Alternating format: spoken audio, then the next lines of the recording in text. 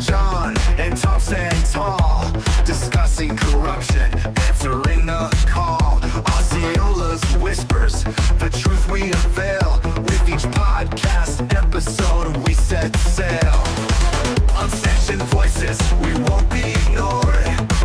Taking through lies, we strike a chord. Unsanctioned truth, we're here for the fight. John and Tom shining through the night. With every debate, we're raising the stakes, taking down villains for justice's sake.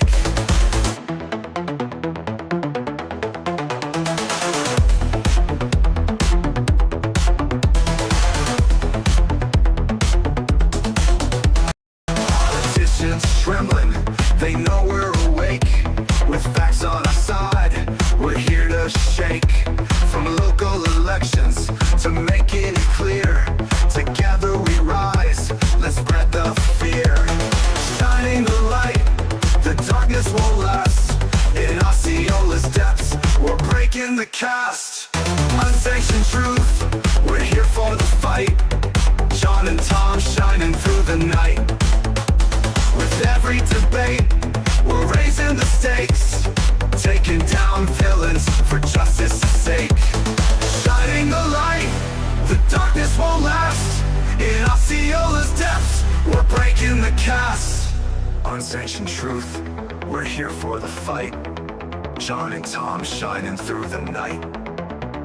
With every debate, we're raising the stakes, taking down villains for justice's sake. So tune in each week, don't miss the show. John and Tom will help you know.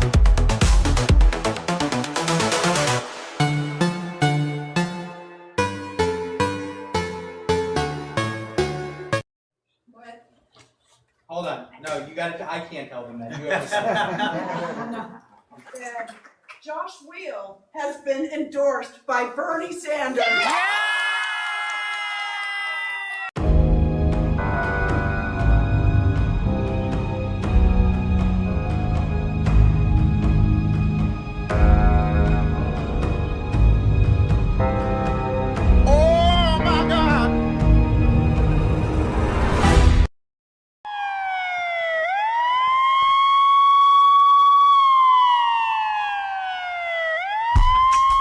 Welcome to Unsanctioned.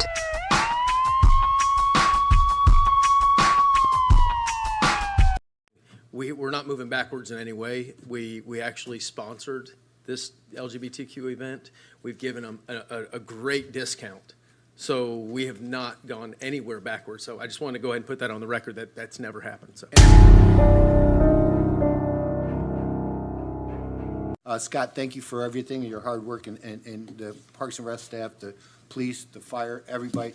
This event, although we may seem it's a little controversial, it's going to be huge. It's going to be great. It's going to be fantastic. It's going to be the most awesome event on the ranch, and I look forward to participating, and yes, I'll be there. I yield back to you, Mayor. Thank you.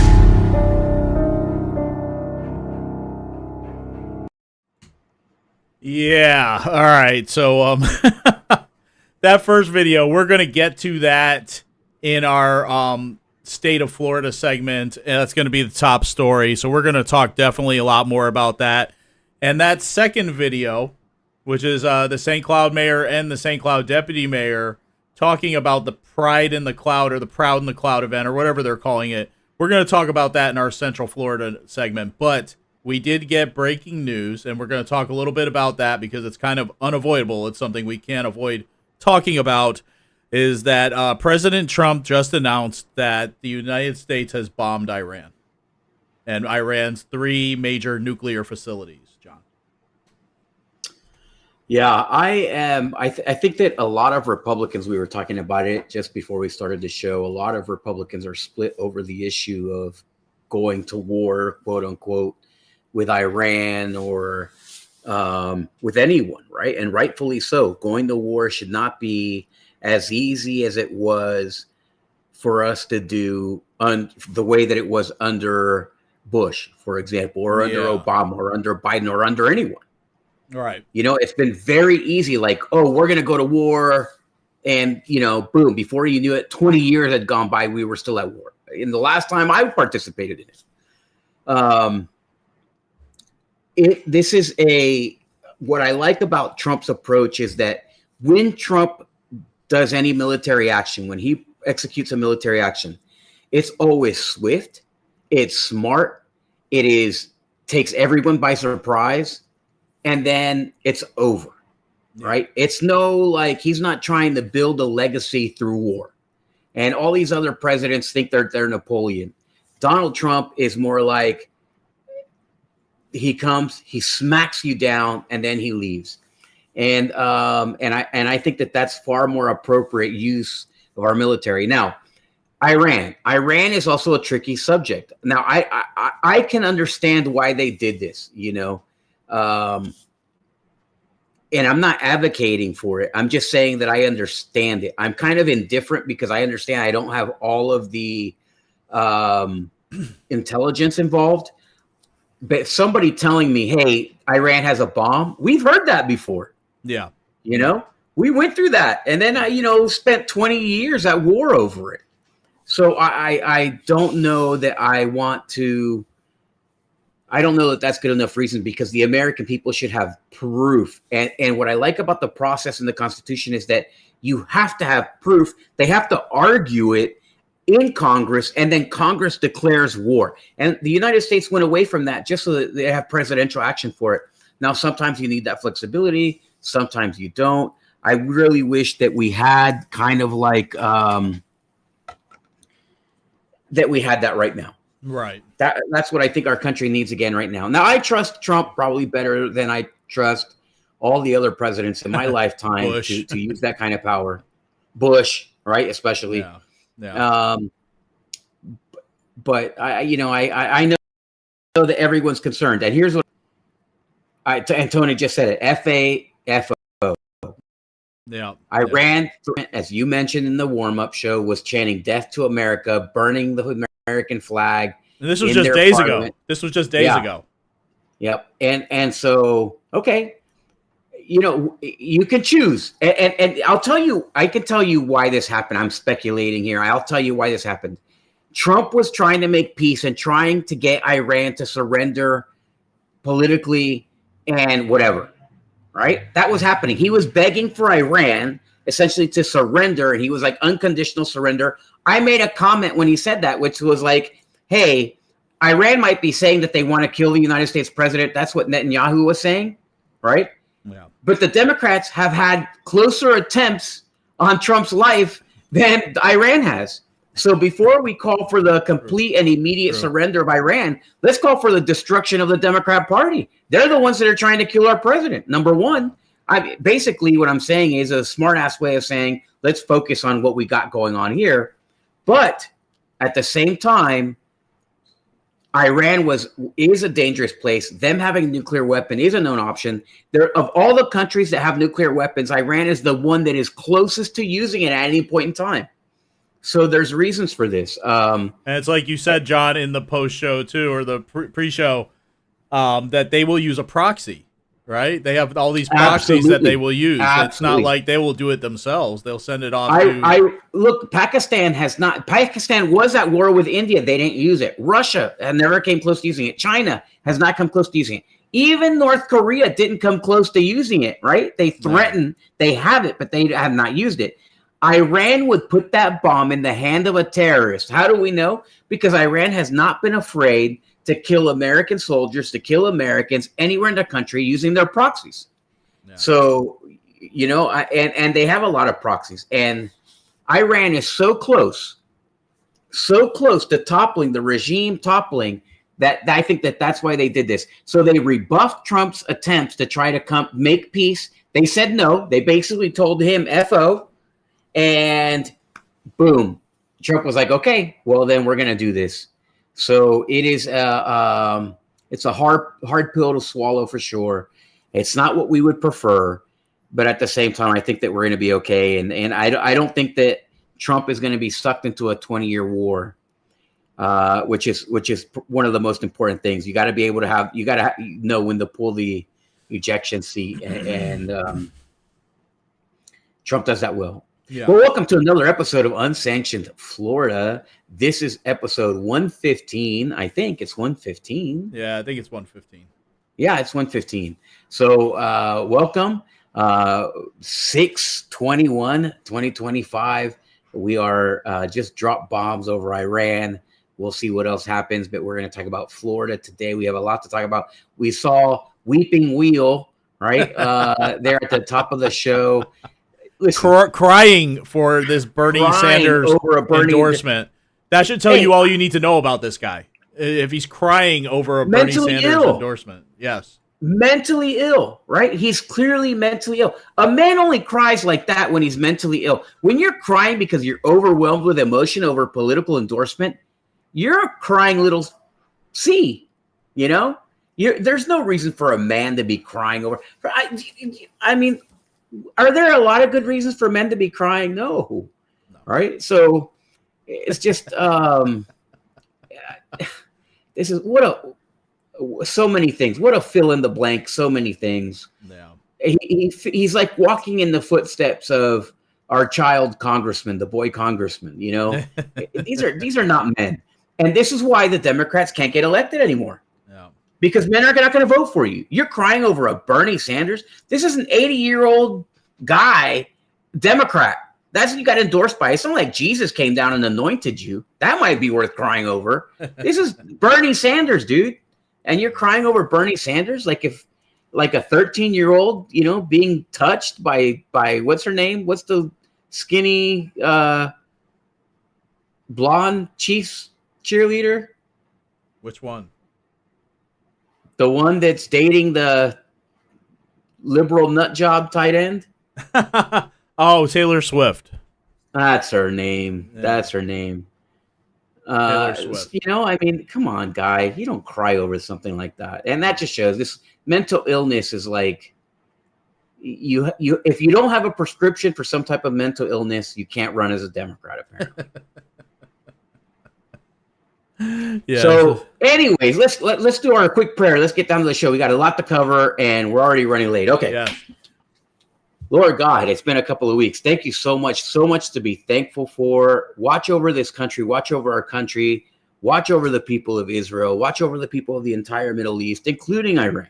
We know that the Persian people are not people who hate the United States.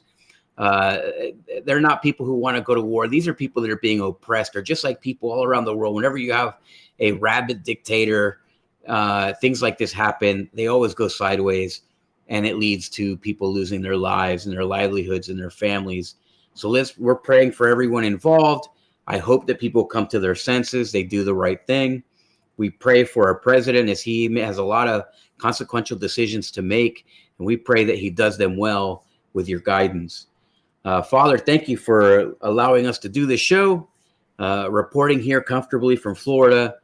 You know, we try to make light of the situations that we see, we read about, we know about, but we know that these are serious, consequential things, and we just pray that you inspire our leaders to be better so that we have less of a show to do. In your son's name, Jesus Christ. Amen. Amen. All right, let's start off with the state of Florida.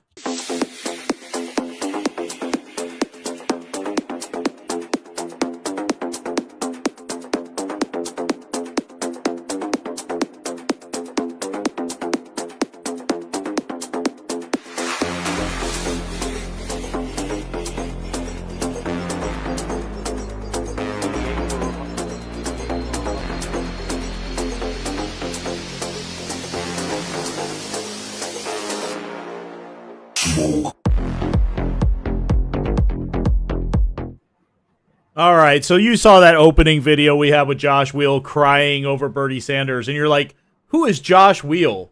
That name sounds familiar, but I don't know who that is. Who is Josh Weil? Well, maybe this will remind you. Josh Weil, one badass teacher, a career in our public schools teaching math and science. Josh Weil, single father, patriot, now a badass candidate for Congress. I'm Josh Weil. I'm not a career politician. I'm a math teacher, and I know the numbers aren't adding up for Florida families. I'll work to lower the cost of groceries and always protect Social Security. I approve this message because it's been too long since someone fought for you. Josh Weil, one badass candidate. All right, so yes, that's Josh Weil. That was an ad that he was using when he was running against Randy Fine in that recent special election. So yes, he was running against Randy Fine. Josh Weil was an Osceola County school teacher. And he also ran for school board, I believe, here, but he was eliminated in the first round. Then he went and he ran against Randy Fine in the special election. And now he is trying to unseat Ashley Moody for Marco Rubio's old seat. A Florida Democrat who raised millions of dollars for his House campaign is now throwing his hat in the ring for U.S. Senate. Today, Josh Weil announced that he would run for the U.S. Senate in 2026. If he becomes a Democratic nominee, he would challenge current Senator Ashley Moody. She was previously Florida's Attorney General, but then appointed by Governor Ron DeSantis to fill the seat vacated by Marco Rubio, who's now Secretary of State. The winner of the 2026 Senate race will finish the final 2 years of Rubio's term. Yes. So, yes, Josh Weil. A couple of tidbits about this individual, John. This is somebody we've talked about on the show before. This is the guy that when 9/11 happened, he went and converted to Islam. When many Americans at that time signed up for service, he went and converted to Islam. He is a ultra liberal, radical liberal. He is the worst possible choice that you could choose for someone to represent us in the Senate. This is a guy who hates his country. This guy hates his country. This country. And it's just sad that he would. I mean, that's what it takes. Again, right? You have a mental illness, check. You're an LGBTQ member, check. Right? You're deranged, have Trump derangement syndrome, check. These are like the requirements that you have to have in order to be a Democrat candidate these days. You can't be normal. He's like, badass teacher. Come on, man. You're crying over a Bernie Sanders. How is it that you can call yourself badass in one commercial and then weep over a political endorsement in the next? He's not badass. He's just an ass. Yes. And that's as clear as day. And anybody that gives him a time, I mean, come on, Ashley Moody's a serious woman. She is a serious attorney general. She's a serious senator. It's not like playtime with her, right? So I don't think that he has a chance. Who would vote for this guy? Not He's a here clown. in Florida, John. Randy Fine beat him. Yeah. Randy Fine. Republicans hate Randy Fine. And he beat him. I mean, it's just ridiculous. I mean, statistically whooped him, John, and it wasn't even close. But the Democrat it Party, have been as close as it was. Yeah, the Democrat Party here in Florida loves this guy, Josh Weil, for whatever reason. We named him, right? Yeah, he's Muslim, so he's not Christian. They hate Christians. You know, they hate anybody who loves their country. I mean, so of course. Well, the haircut should have been the key indicator that this guy was not somebody you want to vote for. And altogether, yes, absolutely. You know, the key thing that they're saying is that this guy raised $10 million in that race against Randy Fine organically. He didn't take any money from PACs. It was from people from across the country, Democrats sending money to him. So I guess the Democrat Party here in Florida feels like he is a star of the party, and they're going to try him out in this race, but I don't think he can win. I mean, you look at the numbers of that special election, he did not do well. He did not do well against Randy Fine. And any Republican, you're going to put up against Randy Fine would probably whip Randy Fine. And that means no Democrat has a chance. I mean, he won because he got that endorsement from Trump, and I don't think that he would win otherwise. He does not have a lot of fans. People don't like the guy. He's a total idiot. Recently, he was basically the guy's he's an Israeli, running as an American. And I don't like that. As much as I support Israel, if you can't put the United States first, then you should not be running for office here. And that's why I can't stand a lot of these Democrats, right? And Randy Fine's the same thing. He's a disgusting pig of a man, and I'm not making like a physical joke. I mean, the guy's gross. Like he kids about killing children and you know, bombing children, and he just shows no more worse. And it's not joke funny. Yeah, you know, it's not like this is.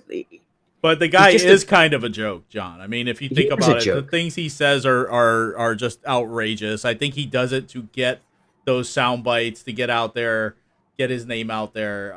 Exactly. Yeah. Exactly. There's no real substance to him, you know. No. And unless it's policy towards Israel, he has nothing to offer. No. You know, so it's just he's hot garbage in my opinion. Yeah. We'll have to see how much money Josh Weil is able to come up with, if that Bernie Sanders endorsement will carry over to this Senate race. Hopefully it does. It does. I would love that, because that would illustrate what kind of person you're actually voting for if you give your vote to Josh Weil. I like the fact that he is running because it means that he might clear the field. He might have some of that money left over from his congressional race. He might clear the field, and if he clears the field, then there's no real chance that they're going to unseat her. Yeah. Right. So Ashley Moody wins that Senate seat. So I mean, it's not a bad deal. You know, it's just like, man, we're still, you know, it's like, you know, you're in a league, right? Politics is like sports, right? There's leagues and there's all different kind of games and whatever. And it just seems like in Florida, what we have is like the WNBA, you know, which is like a world of disappointment. Because you have all these morons, they can't play. They're all like Angel Reese throwing up bricks and missing layups, and you know, it's just like a horrendous. I don't know how the hell it happens. You just keep on missing and missing and missing with the Democrats, at least, and even with the Republicans. You know, so it's like the Globetrotters. It's all fake. And hey, John, let me ask you a quick question. That first commercial that Josh Weil had, that won the badass candidate, did that remind you of something? I don't know what. It reminded me of that Erica Booth commercial, the real Republican who's really Republican. Yes, talking about things that you're not, right? That's what the commercial might have been called. I'm a conservative. I'm a Trump conservative. And then on her Twitter, it's like, I hate Trump. You know, I mean, she's the real Republican who's really Republican. They're you know, It must have been, we lost John for a minute. Uh-oh.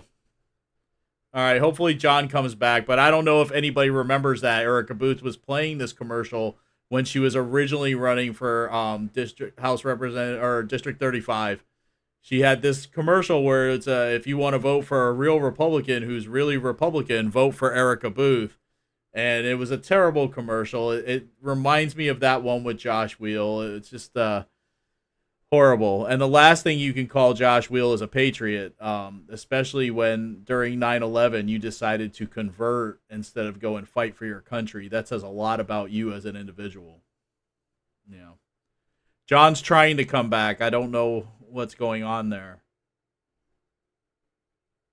He should be back in a minute. All right, there he is. All right. We lost you for a minute, John. Yeah. I wasn't saying anything important. All right, so let's move on. You did talk about Republicans, John, and yes, the Republicans did reach a budget deal, but guess what? No property tax relief for us Floridians. Well, the budget passed, the hankies dropped, and the high fives who started.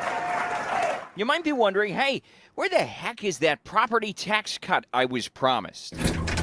Well, it didn't happen. No big $5 billion rebate plan like the governor wanted, and most of everything else needs voter approval. And nobody's ruling out property tax reform for next session. No, we are not. Yeah. Guys like State Rep Danny Nix say they're committed to pushing forward with that select House committee that's reviewing 5 property tax cut ideas. Good afternoon, everyone. The group's spending the summer doing a listening tour, then suggesting something for the 2026 ballot. Well, I'm fortunate enough to be on that committee. Yeah. So we're going to continue to go through that process and make sure that we're doing something that's going to be sustainable. Sustainability, the big concern. You cut too much and local governments and their services could suffer, especially if the economy sours.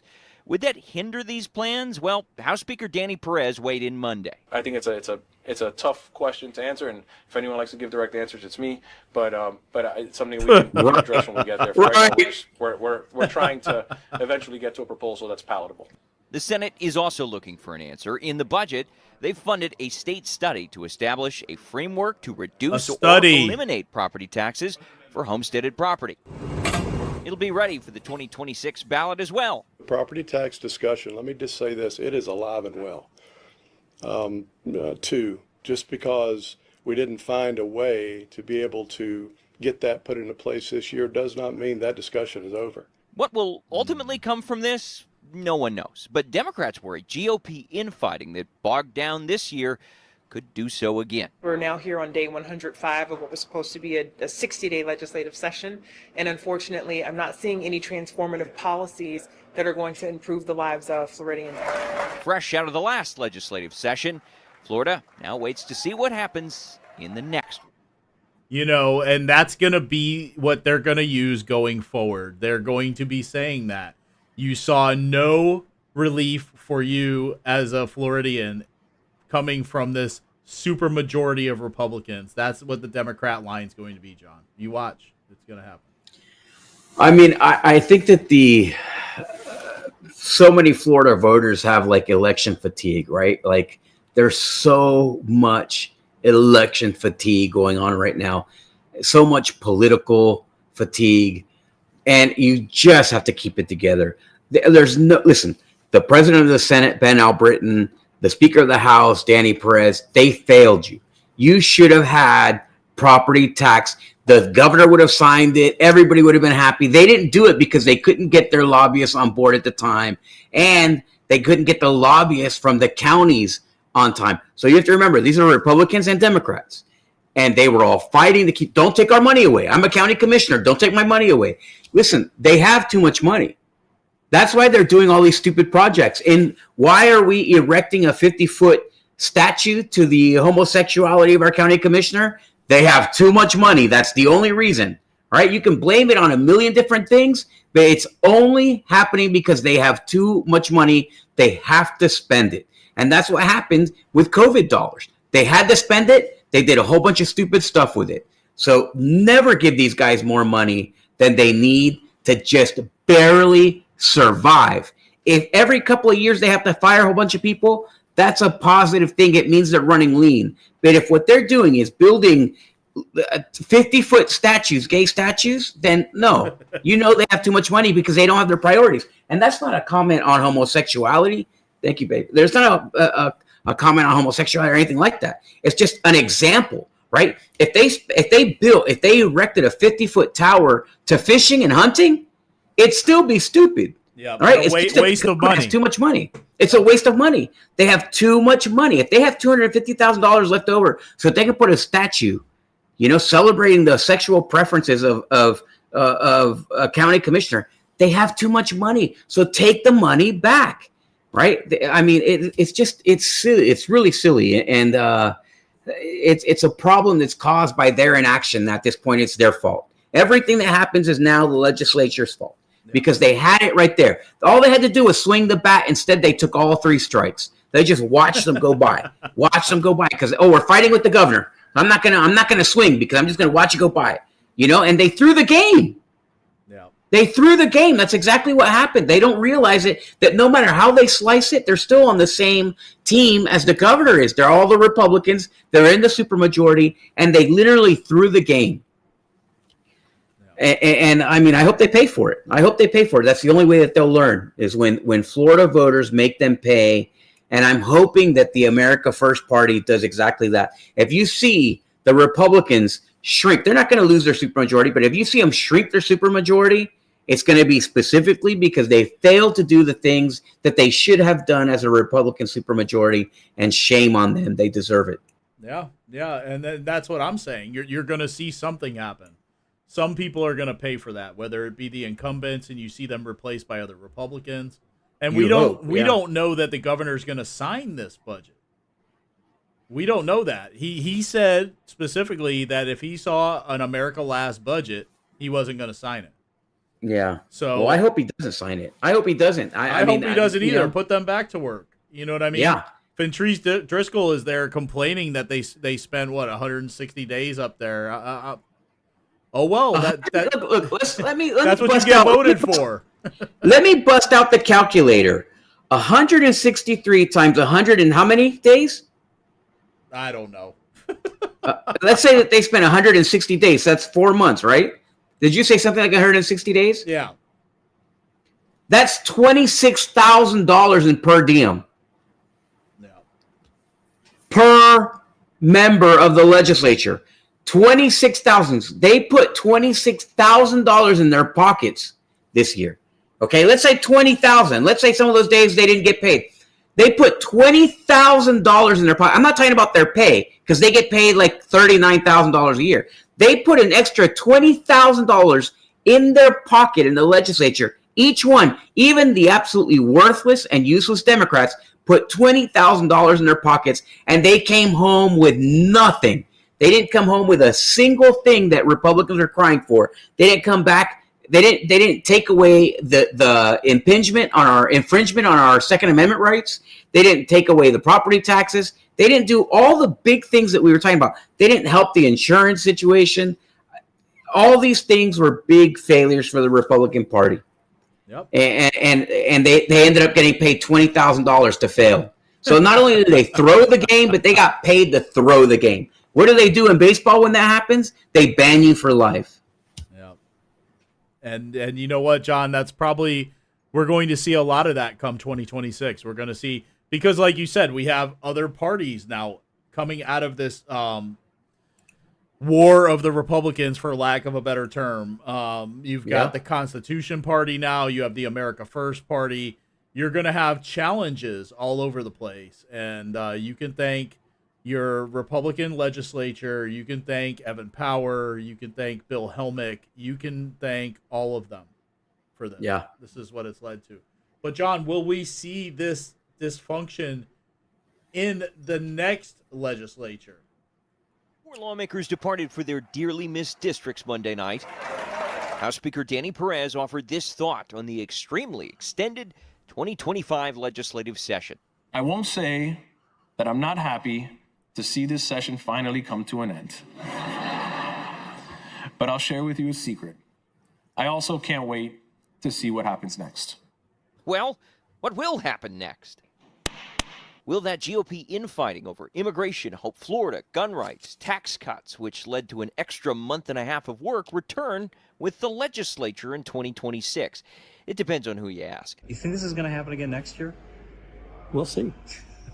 Across the hallway, Senate Minority Leader Lori Berman a bit more concerned, but seeing some silver lining.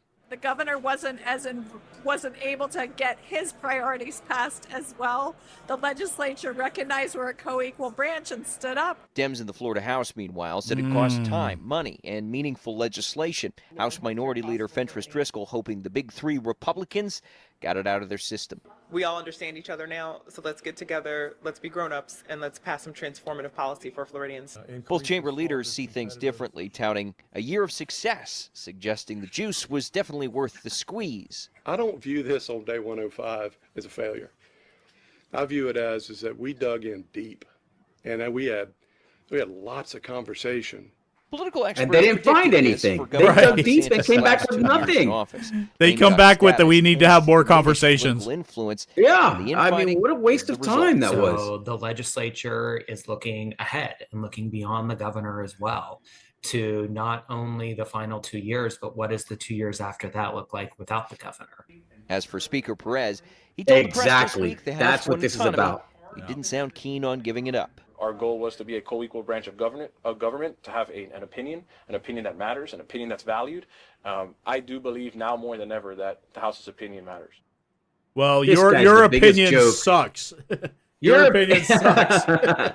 You suck. This is the worst. Danny Perez is the worst Speaker of the House in history. I'm so embarrassed that he's Hispanic. Thank God he's not from Nicaragua because I would be even more embarrassed. This guy is a shame to the whole Cuban population, a shame to Americans everywhere. This guy is the biggest weak. Why is it that whenever they pick a Hispanic to do something like this, all the negotiation that went behind this power, apparatus of picking Danny president. It had to be a weak. We have the weakest leadership in the Republican Party that we have had probably in my entire lifetime. Okay. We have Danny Perez, Evan Power, Bill Helmick. There's the three-headed dragon of the Republican Party, and it could not be weaker. They don't have one strong chin between them. It's the worst Republican Party I've seen with the biggest advantage ever. Who does that? They're like the what was the year that the White Sox through the World Series? That's what they resemble. It's embarrassing. It's embarrassing. They have a supermajority, and they came away with nothing except better positioning in their mind, better political positioning than the governor. Yeah. The governor's still a Republican. They're the ones that have to be questioned. They're the ones that look like rhinos. So they didn't even come back with a better position. They look like rhinos, and the governor looks like he tried everything he could do to make the state more conservative. Yeah. It's what a disaster. It is. It truly is, John. And Albritton and Perez should not be proud of themselves for this session. For them to say that they are proud of what they've accomplished this session is a slap in the face to every Floridian out there. They should not be proud at all of what happened this session, because they got nothing done. Nothing that the Floridians wanted, which is property tax relief and something to be done with the insurance crisis going on here in the state of Florida. And they tackled neither one of those issues. Yeah, we wanted assurances. We wanted assurances. We wanted a step forward. Yeah. What we did not want was for you to get $20,000 in your pocket, walk away with nothing, then come back to us shrugging your shoulders like, oh, well, we had to wait until the governor leaves because we didn't want to look like a bunch of punks. But you walk away looking like a bunch of punks. Yeah. I mean, it's ridiculous. There's no men. And they're going to say these conversations are ongoing. The property tax conversation is not dead. Trump put that crap to bed. Trump already showed us that we can get government immediately. We could have a responsive government when there's a leader that actually has a pair of testicles. Yeah. There are no testicles in Tallahassee. You have to give them up before you get there. Like at the city gates, they must take them off or something, because there's no man apparently in Tallahassee. I don't care. It could be a war hero. You could be George Washington's nephew. I don't give a damn. If you can't pass legislation that the people are asking of you to get done, then you're nothing. Yeah. You're only as good as the legislation that you get passed, and having them written off, being signed off and getting permission slips by the lobbyists in Tallahassee doesn't count. So these guys are a failure. This is an absolute brutal failure. This whole session was a total failure, and I hope they pay the price in 2026. Not to liberal Democrats, but I mean to competent replacements, good replacements, actual conservatives, and we'll see if that happens. But one conservative Republican that we're very happy with, unfortunately, is having to deal with an obstructionist judge, just like President Trump. It's James Uthmeier. Florida federal judge rules Florida's Attorney General James Uthmeier in contempt of court. This is for ignoring orders to stop enforcing an immigration law. We told you the state law makes it a crime to be in Florida illegally is blocked while courts decide if it's legal.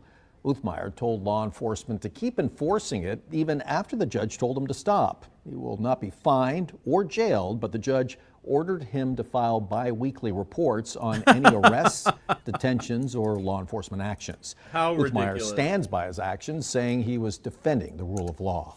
And he was, it's federal law. And this obstructionist judge is requiring him to file weekly reports. I mean, what are the chances that Uthmeier is actually going to do that, John? I mean, this case, instead of getting like a regular case number, should just have the case name. Who gives an F? This is in contempt. You're holding him in contempt of court for upholding federal law, right? But you stay it, and then you hold him in contempt. I mean, this is a judge that didn't look into the future. What happens if I hold him in contempt? Am I going to put Uthmeier, the Attorney General, in jail for upholding the law? No. Am I going to fine him? For upholding the law? No. So what does that mean? It's just going to be on paper. It's some nominal, you're in contempt of court, and that's it. It's dumb. I mean, these guys aren't thinking. These are people who have no connection with reality or the people of Florida. We have escaped the big immigration problems that they had in California and New York only because of what Governor DeSantis has done, only because of Uthmeier, only because of Trump, right? Is this judge saying that he would want that? Of course not. I would imagine. Who knows? If he's a Democrat, then I guess he does want it. Right. But we've avoided all those gigantic problems. And we still have a ton of immigration problems in the state of Florida, right? So it's just like he's solving the problem. Why hold them in contempt? Just let it be. Just let it be. Write it out. Say, you know what? I'm going to do. It's just ridiculous. It's so. It really is. It's so silly. It is. It's like a WNBA game. Everybody's just falling over themselves. No double dribbles are being called. It's just a joke. Yeah. And when this judge is running for re-election, he's going to say, I held the attorney general, in contempt. And, Yep. Vote for me. Yep. Ridiculous. But another reason why we do like James Uthmeier is this, John. He is proposing Alligator Alcatraz. Look at this. Florida Attorney General wants to build out a new detention facility for immigrants. He calls it Alligator Alcatraz, and it would be right in our backyard in the Miami-Dade Collier Training and Transition Airport. This 30-square-mile area is completely surrounded by the Everglades. Presents a efficient, low-cost opportunity to build a temporary detention facility because you don't need to invest that much in the perimeter. People get out, there's not much waiting for them other than alligators and pythons. Nowhere to go, nowhere to hide. Attorney General James Uthmeier says the facility could be up and running within 30 to 60 days of construction. It would house up to 1,000 immigrants who enter the country illegally. And according to Fox Business, the site was chosen in part because it has an airstrip that would be used to transport immigrants. Why hasn't anyone thought of this before? Why? I know, right? This is amazing. We spoke about I this. love this idea. This is Trump. Trump thought big. He thinks big, right? He come up. I'm gonna take over Gaza and I'm gonna make it the city of gold, right? Yeah. And this guy Uthmeier's thinking big, but Florida style. I'm gonna take this swamp runway and it's surrounded by gators, and it's gonna be Alligator Alcatraz. Love it, love it. Now you're starting to see a little bit of innovation in governance, and I like it to solve problems. Now politicians don't like that, right? They like everything to stay the same. They fight for the status quo. Uthmeier's not like that. I don't know what the hell Uthmeier means. I'm sure it's not Swahili. Whatever the hell Uthmeier means, wherever that comes from, I like that name, Uthmeier, man. This guy is he's doing good things. I like him. I'm sure it's probably a German name, and it means no F's to give or something. Oh my God. Yeah. I when I heard this, I was just like, wow, why hasn't anyone thought of this before? Especially when this was existing, the airstrip, and he's saying they can get it up within 6 months. I mean, let's do this. Let's get it going. It's a great idea. Absolutely. Just like sending the ones that have committed crimes down to Sakat. Let's send these other ones over here to Alligator Alcatraz. I know, right? First of all, you get shipped out to Alligator Alcatraz, and then you go to Sakat. Then you go to Sakat.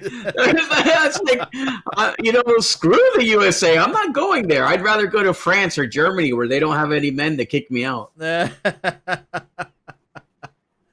Oh man, yeah, but we love this idea. So one other thing that we've talked about quite a bit is the trains. The Brightline, the Sunrail, Brightline. These ideas to alleviate traffic within the state, because we have so much traffic. It's worse here in Osceola County than anywhere else, by the way. But yes, but Brightline had their bond graded, and here's why.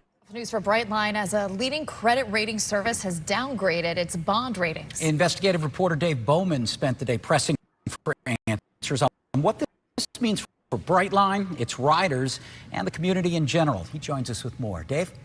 John, Megan, the downgrade from Fitch Ratings, which is a worldwide financial and credit rating service, reflects what it sees as a disappointing few months for Brightline.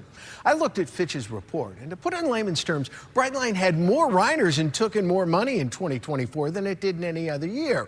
Problem is, according to Fitch, Brightline had fewer riders and took in less money than it forecast. It's still losing money. As a result, the rating agency downgraded more than $3 billion in bonds, declaring what it called a negative watch. Fitch said it's a result of a slower than expected growth of ridership, lower ticket prices, higher than expected operating costs, and depleted cash reserves. The lower rating means Fitch and Wall Street agencies are casting doubt on Brightline's ability to maintain and grow its rail service and pay off its short-term debts. I reached out to Brightline to get the rail service's side of the story and how the lower ratings might affect the future of its service here in South Florida. The company has not returned my request. Yeah, they didn't return his request because they didn't have anything to say. You know, we talked about this. Hey, that's a huge corporation. You would think that they would make that call and go and defend themselves. After a hatchet job like that, though, I mean, I wouldn't have called this guy either, right? This guy but just killed him. You know, the truth of the matter is, John, and we talked about this in the pre-show, is that people are very unwilling to give up their freedom, their car. Their car presents them that freedom. It does not replace a car. It just can't replace it. And the Sunrail actually looked up. Brightline doesn't replace a car. You actually looked up the numbers on the Brightline and what it would cost to ride the Brightline. Yeah, it was almost $100 each way. It was like an average ticket was about $100, $90, $85. You can get it as cheap as if you go in the middle of the night. It's like $50 per way. So it's the same price as an airplane ticket, but it takes just as long as a car. So what the hell problem are they solving by being as expensive as an airline flight and by taking as long as your car, except that it's more inconvenient because you don't have a car when you get there. It's a sad way to do business. Now, listen, you said it at the top of the story that this is all about how we're replacing traffic. Whenever you do something to replace traffic or some ideological reason, right? It's always going to be a failure, man. It's always going to be a failure like that. The only way that businesses succeed is when they're trying to solve a problem for somebody. And there's no problem being solved here. All they're doing is adding another problem, right? So it's just, yeah, it's fun. Now, listen, I like the train. I like the idea of a train. I like the Amtrak. I'll take the train anywhere. If you want to build roadways, I'll take a train, but I'm not going to do it at the expense of cost and convenience, you know? Yeah. So you have a willing customer here, but I'm not going to pay the price of a plane to take a car ride down to Miami. So, yeah, I mean, I think that it's a failed idea. Sunrail's a failed idea because the purpose is not what it's supposed to be. Yeah. Just make it about making money by providing the average American a great value proposition. That's it. And if you can't do that, I mean, yeah, you get your bond rating reduced. That's what happened. You get your bond rating goes down. I mean, it's sad. I've never been on the Brightline. I know somebody who worked there, a very smart guy, actually an Army infantry officer who worked there. But at the same time, I mean, like, it has to work for the American people. Yeah. And it's just, you can't make it so, if they should have made it half the price, right? Get everybody to ride it as a habit, right? If it was $40, if it was $75 both way round trip ticket down to Miami, I would have taken it a couple weeks ago when I went to go watch the Giants play the Marlins in Miami, you know, and I would have rented a car down in Miami, no big deal, right? But see, that's the added expense, John, when it comes to taking the train. You get there, right? And then you have to find a way from the train station to wherever you're going. So you have to either get an Uber. I would have taken it as a novelty. A taxi. Right? It's a novelty. Rent a car. It's a novelty, and I think that's okay. Right now, if it was a little bit cheaper novelty. If you want people to ride it like for business, then what you got to do is you got to make the value proposition exist, and it just doesn't right now. Like we were talking about the buses, right? If they made it the price of a bus ticket, people would take the train over the bus ticket, so you're not cramped next to some stinky person who you got to share an arm space on, right? Nobody wants to take the bus. No. You have to take the bus. But if you could take the train instead, you would take the train. So, but the thing is, you're not going to pay 5 times the amount because nobody's in that position where they want to take the train or the bus. It's just. I'm under the full belief that the only people who are actually taking the bus are the people that have to take the bus. They have to take the bus. They don't have any other choice. There's no one else taking the bus. There's no one else taking the bus. There's no one else taking the bus. But you know what? If you wanted to, you could shut down the bus business entirely by providing them with a train ticket for the same price. And it's a little bit longer in a bus and more inconvenient and worse of a ride, right? So you're improving. You're solving a problem. The bus sucks. Now you're going to give them a train instead. Great. No. But does it cost more? Maybe a little bit more. Yeah. It can't cost a lot more, only a little bit more. It can't be 3 times the price. I mean, so they really, if it's not going to work, you can't force it to work. No, if it's cheaper for you to put in a tank of gas and drive your car down to Miami, you're gonna do it. You're gonna do it. Yeah. You're not gonna ride this train. So I mean, you might be some college student. You're going home or something like that. But right, you got somebody who's gonna pick you up. That's not mass transit, right? That's not mass transit. That's like specialty use transit, and you can't survive on trying to be a giant corporation with specialty transit. There's 2 ways you're going to stop the traffic in Florida, and neither of them are possible. All right, the first one is they're going to stop building. They're never going to stop building. A moratorium, yeah. Yeah. But number 2 is the day when you can teleport your car from point A to point B, and that day is far off. So I think there's a way. And it's called planning. Right? Yeah, it's called infrastructure planning that makes sense. That's what it is. Like in Osceola County, you don't have that. No. And it's way too late, and it's not coming. It's never coming to Osceola County. All right, so before we get into Central Florida, John, we have this important message from MAGAstore47.com. Can't find what you're looking for? Well, you can find it at MAGAstore47.com.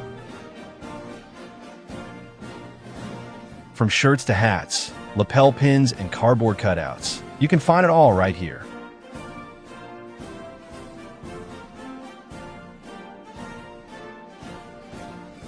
Go and visit MAGAstore47.com today.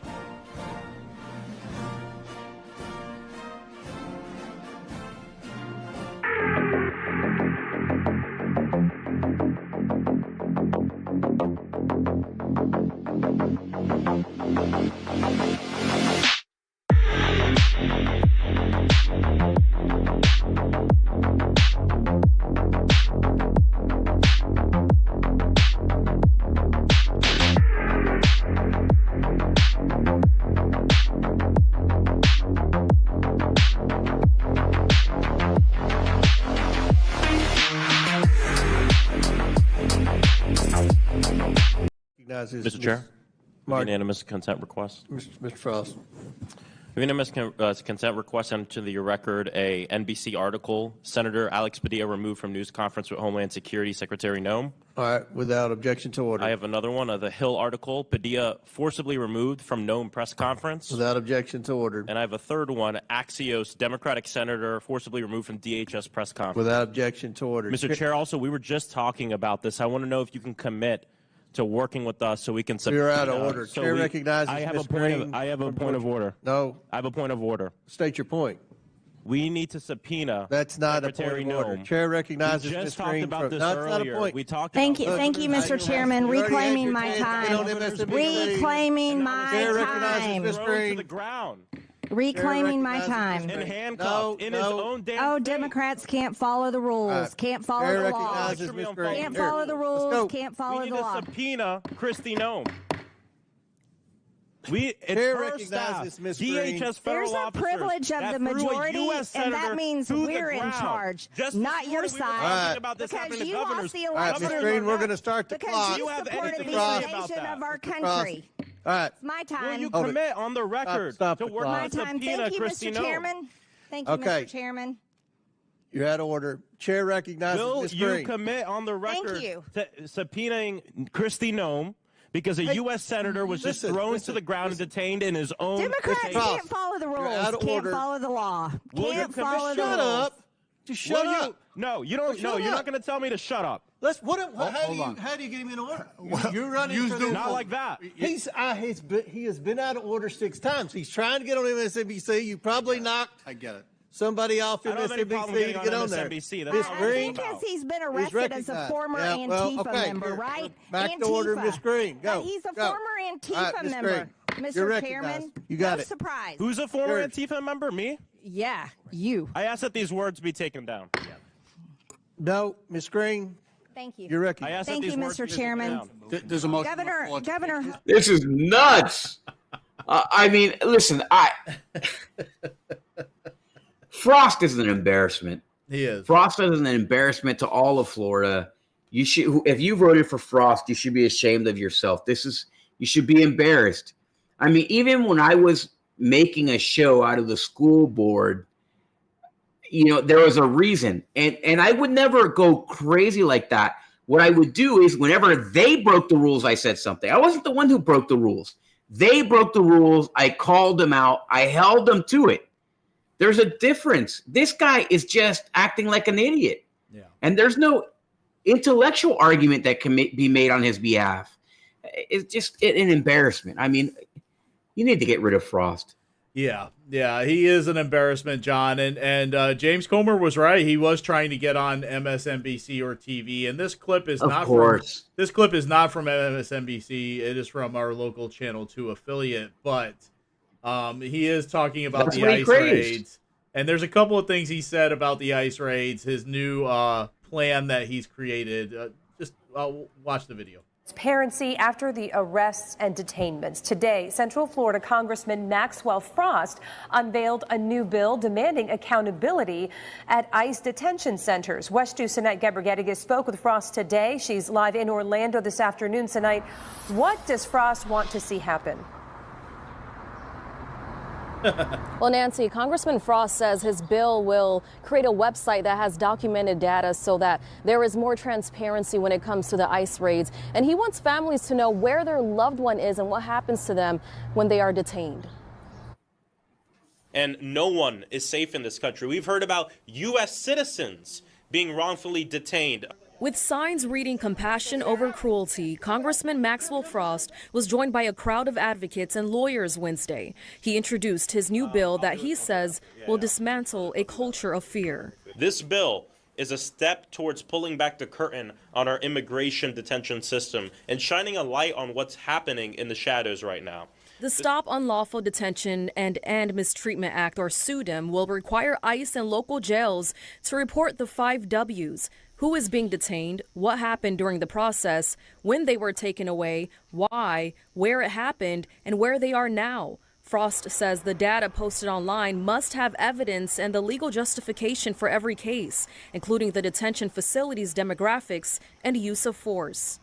This bill, to be clear, does not fix the entire problem, but the purpose of it is to give tools to the legal community, to advocates, to organizers, and more importantly, to families to know what's going on with their loved ones.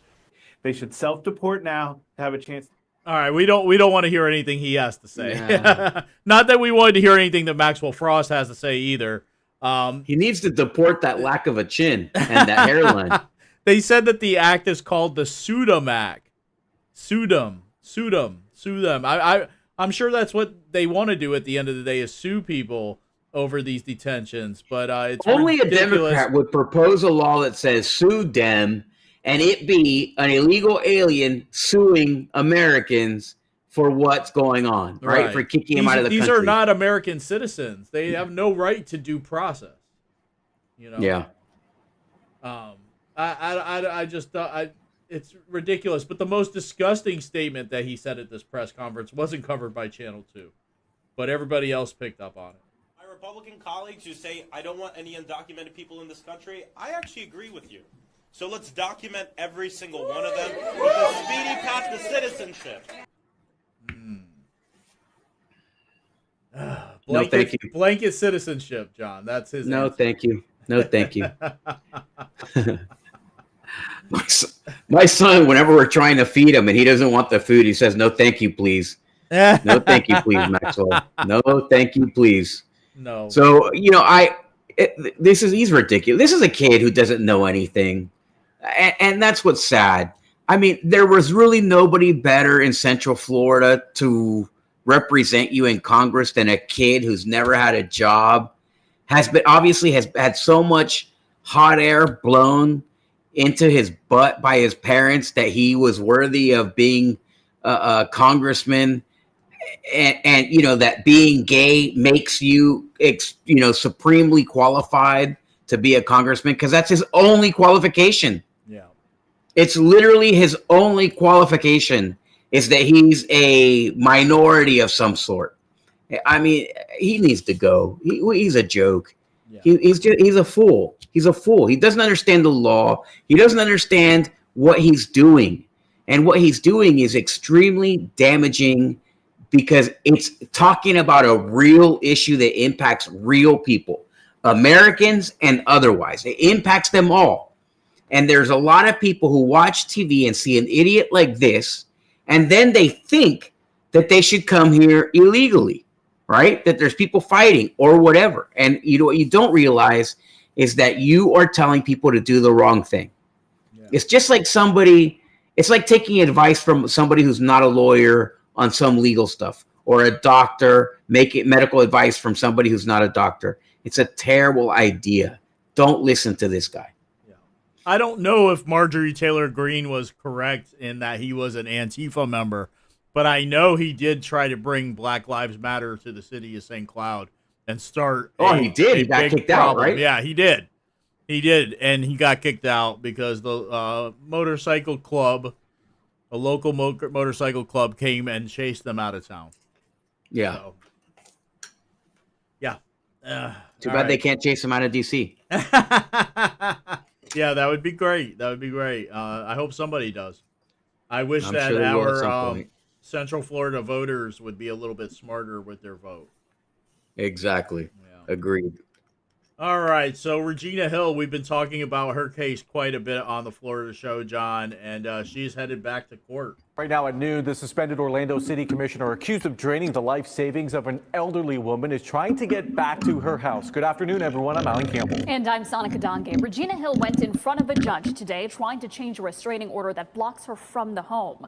As West 2's Bob Hazen reports, she might soon be able to go back. Hill's lawyers told a judge here that she makes all the payments on the house and the alleged victim is never going back, so Hill should be allowed to have full access to that home. Regina Hill walked into the virtual court hearing this morning sitting behind her lawyer. At issue is this house on Domino Drive in Orlando's Lake Man Estates neighborhood. It's co-owned by the suspended city commissioner and a 96-year-old woman whom Hill is accused of exploiting. Investigators say she got power of attorney over that woman, then used it to take more than $100,000 from her accounts to spend on luxuries for herself. The judge last year ordered Hill to stay away from that house in the civil action against her. But now Hill's lawyers say she should be allowed to go back to the Domino Drive house because she makes all the payments for it and the victim doesn't live there. In the hearing, lawyers said they believe they can work something out. I do think that we are closer to an order and that we would likely reach a agreement. We just might need time. Hill's lawyers say 2 other homes owned by the 96-year-old woman have now been sold, and she has been moved to an assisted living home in Hillsborough County. Hill's facing criminal charges as well related to the case. No firm date has been set for that trial, but it also comes while she's running to get reelected to her seat on Orlando City Council. In Orange County, Bob Hayes. Man, that's nuts, huh? It is. I mean, she's a despicable woman. I mean, despicable. I mean, they told you what that story is about. And now she's going to get access back to the house. This is somebody, and here's the thing. I'm not talking about the legality issues, the legal issues. This just shows how shameless this woman is, that she wants to get back in. It's shameless, absolutely shameless. Terrible human being, John. Terrible human being. I'm hoping that those Orlando voters do not put her back in her seat. Yeah. She needs to stay far away from it. Far away. County Sheriff Marcos Lopez was arrested on racketeering charges. At this hour, he's... All right, so that got ahead of itself. But anyway, yes, they did catch another of Marcos Lopez's, the former sheriff of Osceola County's co-conspirators. Here's that story. Osceola County Sheriff Marcos Lopez was arrested on racketeering charges. At this hour, he's still behind bars, but that's not the case for one of his co-defendants who walked free yesterday, just hours after facing a judge. News 6's Angie Casada is following the latest live from the Lake County Jail this morning. And Angie, the suspect says he didn't even know the sheriff. Hey, good morning, Crystal. Yeah, no, he didn't. He says that he did know some other co-defendants, though, in this case, all of them being accused of being a part of this massive gambling operation that still has the sheriff behind bars. 58-year-old Sheldon Weatherholt, one of 4 alleged co-defendants of suspended Osceola County Sheriff Marcos Lopez, bonded out of jail on Wednesday, just hours after facing a judge on racketeering charges. No, all I did was licenses and leases. This was not anything that I thought was anything that it turned out to be. Weatherholt claims he doesn't even know Lopez, despite prosecutors tying them both to a sprawling illegal gambling ring that allegedly ran out of the Eclipse Social Club. I have no idea who that is. The sheriff, Osceola sheriff. I've never met the man. I don't know who the man is. Please leave me alone, please. Weatherholt is the 3rd co-defendant to bond out. I mean, I'm looking at the rest of my life in prison. A 60-year-old man with 2 children that I take care of at home that are depending on me because of their problems, and yeah, you know, I feel like my whole world is crumbling down right now. As for Marcos Lopez, he's still here. I guess he didn't get a big bars. share of that He 20 only million walked bucks. behind bars, No, and there's no. no word yet when or if he'll walk free. And we'll talk a little bit more about that in the next segment. But yes, this guy is saying he doesn't know Marcos Lopez. He's never met him. All he did was sign the leases for the buildings. But he's like, how am I going to survive on only $5 million from this racketeering business? You know what? I don't know. I haven't read anything about the case. I don't know anything about the case so much. I do know that I did jury duty a couple days ago. Last week, I ended on Friday jury duty, was happy to put some guy in jail at the end of the day. The funny thing is, we were lined up. I talked to the bailiffs right there. I was writing for the bailiff, and I said, hey, so what do you think about this Lopez stuff? He's like, I don't know anything. I'm just a guy. I don't want to die, you know. I was like, how do you like Blackman, the new sheriff? He was like, whatever. He seems like a good guy, but I don't get involved in any of that. And then somebody who was standing next to me, a couple places next to me, he said, are you guys going to start a GoFundMe page for Marcos Lopez because he hasn't gotten out of jail yet? And he was joking, of course. And everybody, as soon as I mentioned the name Marcos Lopez, everybody became silent.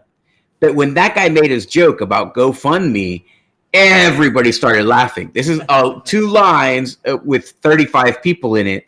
It was very funny. Obviously, a lot of people know about it. This is a big story here. Yeah. As you said in the pre-show, cannot wait to see other elected officials go down for their corruption. It shouldn't only be Marcos Lopez.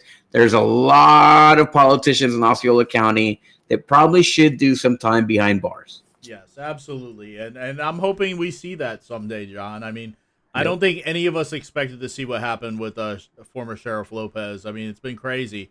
And like they said in the report, he's still in jail to this day. He's still in jail. 6 days. That was, I mean, like, time is going by, and apparently he can't prove that he's got a sufficient amount of money to get him out.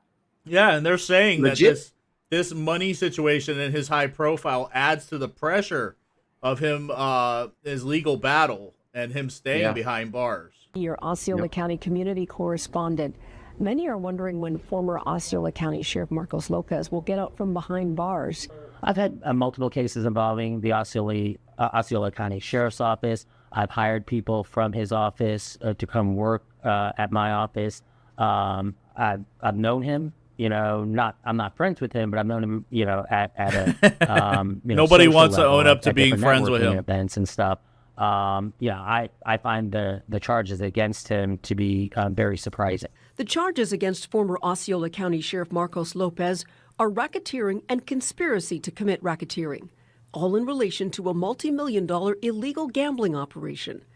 Criminal defense attorney Rajan Joshi says he has to come up with his $1 million bond, and he has to prove every penny of it was made legally, a highly detailed process. It's involving complex money laundering and racketeering. So what the judge is going to require is that, they have got to show that all the proceeds used for the bond comes from legitimate sources.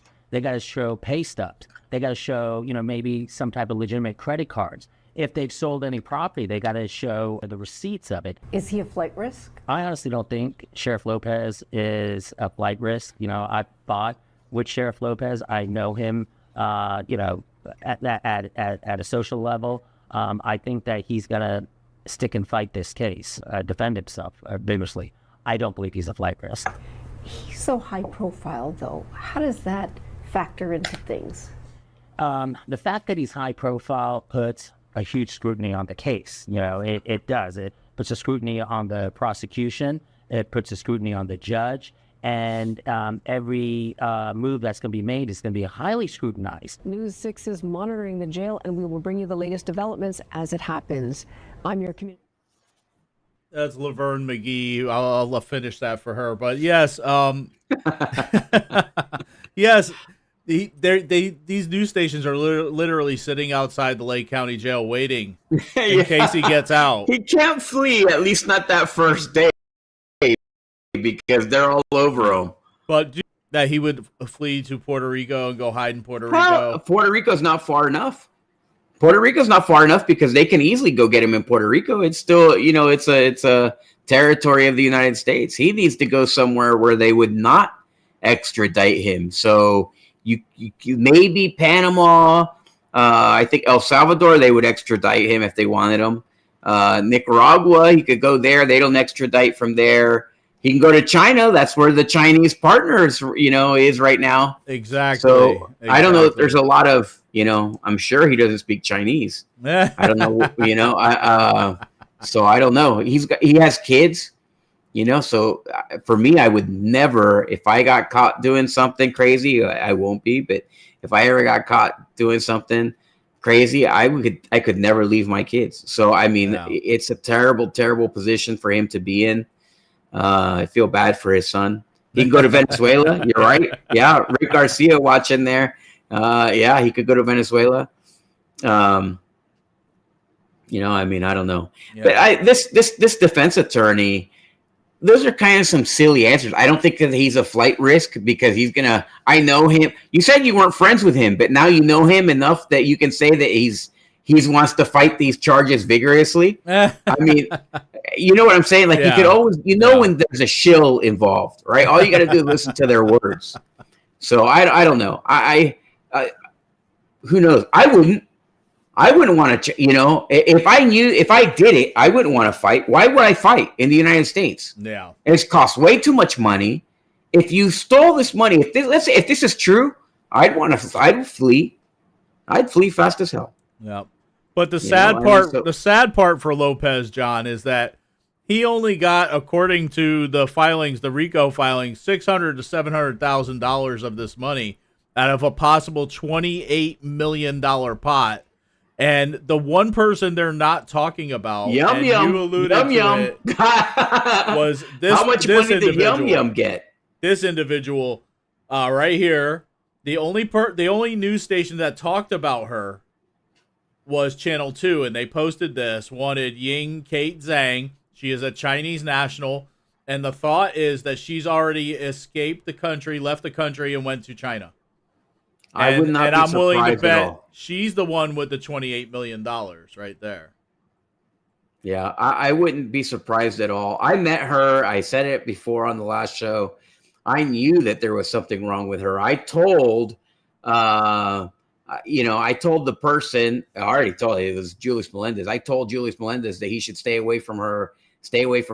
And then someone called me after the last show, and they were telling me that he had been on, that he was on Channel 2. And they did a story with Melendez because he was involved with her. And I was like, man, you need to stay away from her. I'm telling you, I think she's a Chinese spy. That's what literally I thought, that she was a cultural spy, where she goes there and her job is to like give money to people, help people with money, and then that helps them build these relationships with China and whatever. I was like, this is definitely a cultural spy, whatever. That's what I thought. That was my impression. She gave me the heebie, the whatever they're called. And I was like, stay away from her. Stay away from her. A mutual friend of ours looked into campaign contributions, and so far what this friend found was a contribution going to Julius Melendez from Ying Zhang and Marcos Lopez from Ying Zhang. So not saying that Julius Melendez was involved in any of this or any wrongdoing. We're just pointing besides out, what we've covered on the show prior. I mean, just that he received money from this person, and this person obviously was up to no good in this country, fled back to China, and if you have any doubts about that, you listen to the comments from our new Osceola County Sheriff Chris Blackman, and there's some telling things that he has to say. Listen to this, John. Osceola County Sheriff's Office. Well, there's a lot of people, of course, who pointed out many of the missteps that he made, but then there are also some who supported him. How are you going to deal with those people who say he's innocent, he was set up, this is, he's targeted? All I would say on that, he wasn't targeted. I can tell you, I've read the report, and not because I took over in his position. I'm disgusted by what I read. This report is extremely lengthy. I can't go into it because it's still under investigation, but when that becomes a public record and it's viewable for everybody, I challenge you to sit down and read it. And if you come up with a different opinion than what the investigators found, you got a problem, because the sheriff was doing criminal behavior. And again, I said it earlier, how in the world can you be the lead person of an agency, the sheriff of that county, and betray the trust of everybody that supported you, your agency, all employees across the board, and the people who voted for you and put you in office? He was not targeted. He did this to himself. And there's going to be some other things in the investigation I can't discuss. It's going to come out, and you're going to read it and say, holy smokes, this is not good. If you put on your thinking cap, I'm just trying to direct you. Why would Homeland Security be involved in something like this? The governor doesn't take lightly removing a sheriff. He doesn't take lightly removing a state attorney, because it's typically somebody not doing their job, as he's done with the state attorneys before removing them. But this is a sheriff that not only wasn't doing his job, he had a criminal enterprise set up, and that's why he's charged with RICO. I don't know where that case is going to lead, but all I can tell you is the new sheriff of Osceola County, I'm going to do my best to ensure the protection of this community. But there are... All right, so, there he is, and he said it right there, John. He said, there's some things in the report I can't discuss because they haven't been made public yet, but put on your thinking cap. I'm trying to lead you here. Why would Homeland Security be involved in this? This is why. This is why Homeland Security would be involved in this. Right there. Yeah, that's one reason. That, now the funny thing is that I think that this guy needs to, I'm not talking about the case. I'm talking about Sheriff Blackman, the new sheriff. You better get a good briefing while you're here. To start off your day, to start off your term as sheriff. If for you to act all surprised and shocked, it tells me that this guy does not have the awareness or experience in Osceola that he should to be sheriff here. Because you better know that you don't have a lot of clean elected officials here. They pretend to be clean. They act clean. They haven't gone to jail, but these are not clean people. This is a corrupt county, and he better temper his act of surprise, because it tells me, for you to, if you act like that, and then in 5 minutes of being in Osceola County, you don't realize that they're all corrupt. No, I don't know. Then I don't have a lot of confidence in your policing or investigating. Well, I'll just say this, John. I think that he was more surprised with the level of corruption at the sheriff's office and what Marcos Lopez was doing with this individual that we've put up on screen a couple of times, Ying Zhang. I don't think that the spy had that much to do with it. Well, you know, like, it's just I think that's where the money went, John. That's where the money went. It went over to China. I mean, no one can find the money right now. They're like, okay, well, those other three individuals, the co-conspirators that went down, you could take one good look at these three individuals and you could tell they don't have the money. I mean, it's very apparent they don't have the money. All right, Lopez, from the filings, Lopez don't have the money. He got only 600 to 700,000. So who has the money? Ying Zhang has the money, and it went back to China. That's you know. I don't know. I just the way that I see, like, you got to wonder, right? Without reading the case, you got to wonder, what is it that he was actually doing for them? Was he protecting this place? What was actually going on, right? Well, that's what they said. They said that he was protecting this place. It had gotten and busted, finding locations it had and gotten running busted errands numerous times, and the cases went away. So did he know what was going on? I think is the biggest question. Absolutely, right? Absolutely, he knew what was going on. I mean, I don't know how he didn't know what was going on. they put up TikTok videos showing the slot machines and everything, trying to get people to go. Oh, there. really? Yes, there's TikTok videos of this place, and that's what alerted the sheriff's office to it in the first place. Was these TikTok videos they were putting out, showing the slot machines and everything that was inside of this place. The sheriff's office went there to go shut it down. Then it just opened right back up. Wow. Yeah. Wow. And I gotta read that case because this is interesting. Happened a few times, John. This wasn't just one time. So how did the county commissioners not know that it was going on? That's a good question. Right? How do the county commissioners not know what's going on? How does this is obviously in sheriff's property. This is like in the sheriff's jurisdiction. It's not going to be in the city jurisdiction, right? Right. Because he could provide no protection inside the city. Yeah, so I believe this was on West 192. It was kind of near where the castle building is. You know what I mean? Yeah. Kind of around there. Okay, so it's out there on 192 in the county. So the question is, like, what was he doing? And he must have known. So you're telling me that the county had no idea? Yeah. Like, the county commissioners had no idea that this would be going on? Right? So what other people took donations from her? That's the first connection, right? Yeah. If she made a donation to Melendez, Melendez had no power. He has nothing to offer. Right, you know, right. That's not the kind of politician that you buy off with a political contribution because he's worthless. Nobody liked him. Nobody would do any favors for him. He could accomplish nothing for you, right? So, but what about the county commissioners? They're all corrupt. So you're telling me that the county commissioners didn't know that there's an illegal gambling ring going on? That the sheriff is under an investigation and no county commissioner is wise to it? Yeah. How is that even possible? Yeah.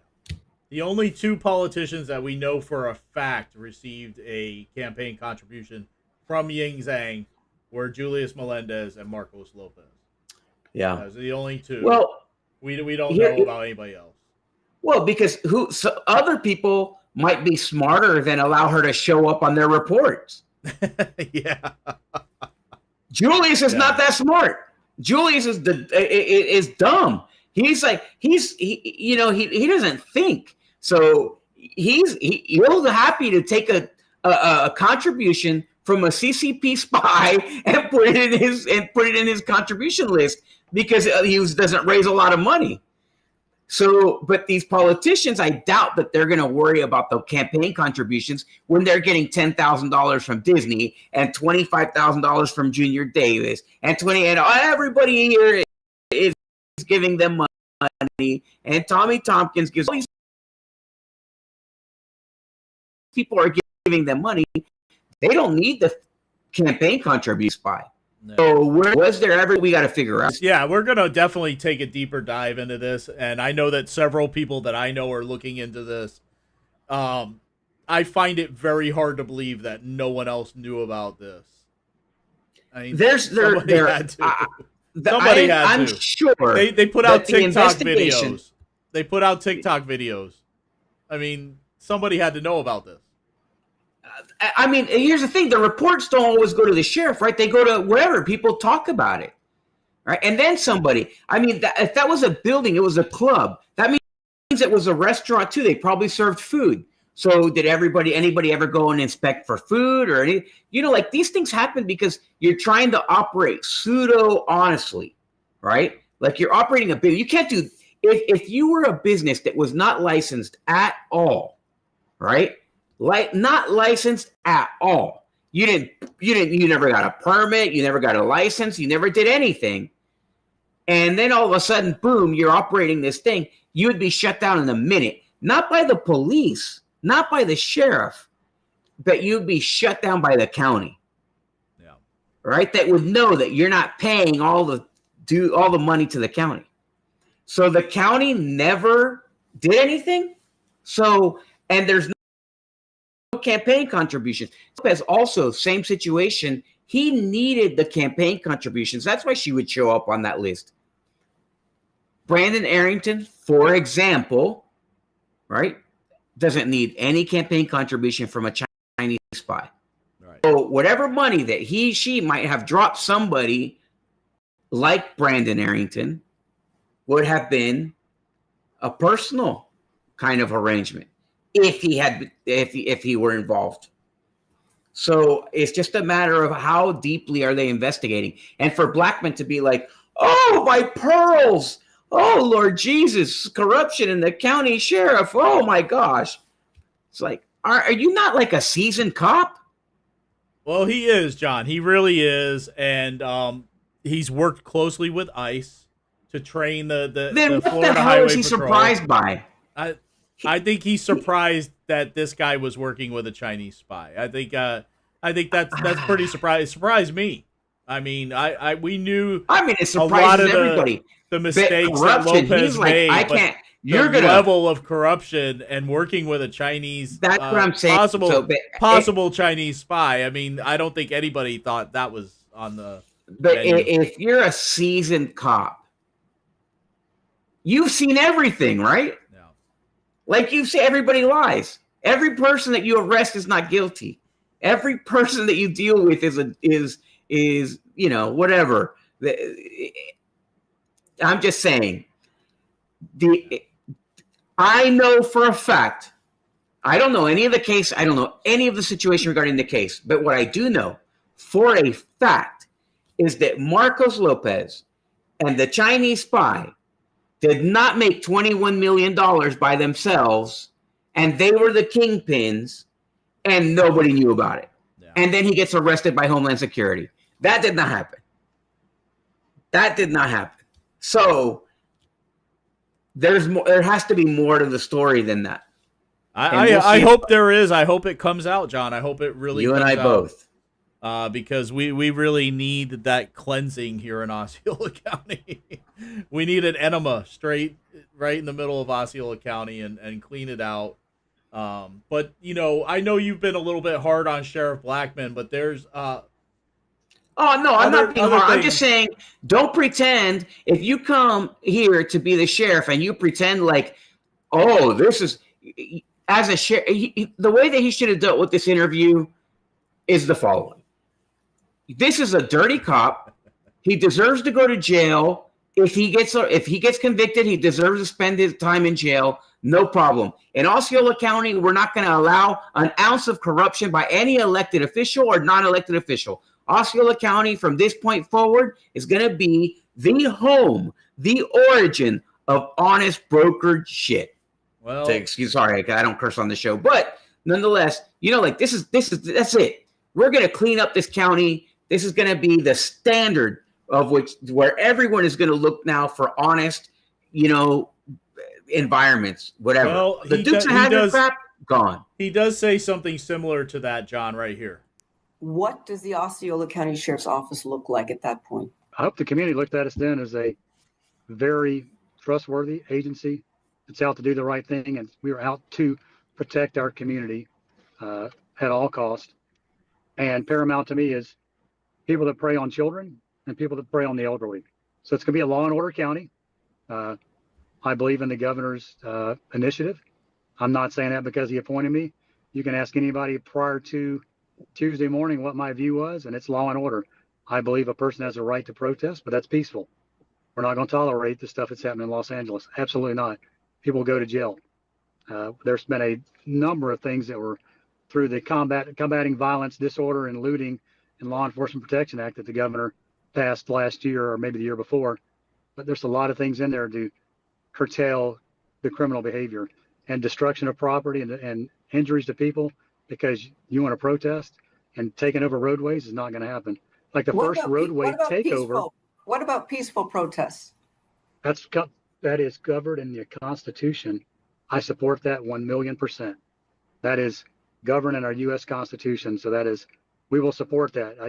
You have the right to protest. You don't have to agree with us, but you can't be violent.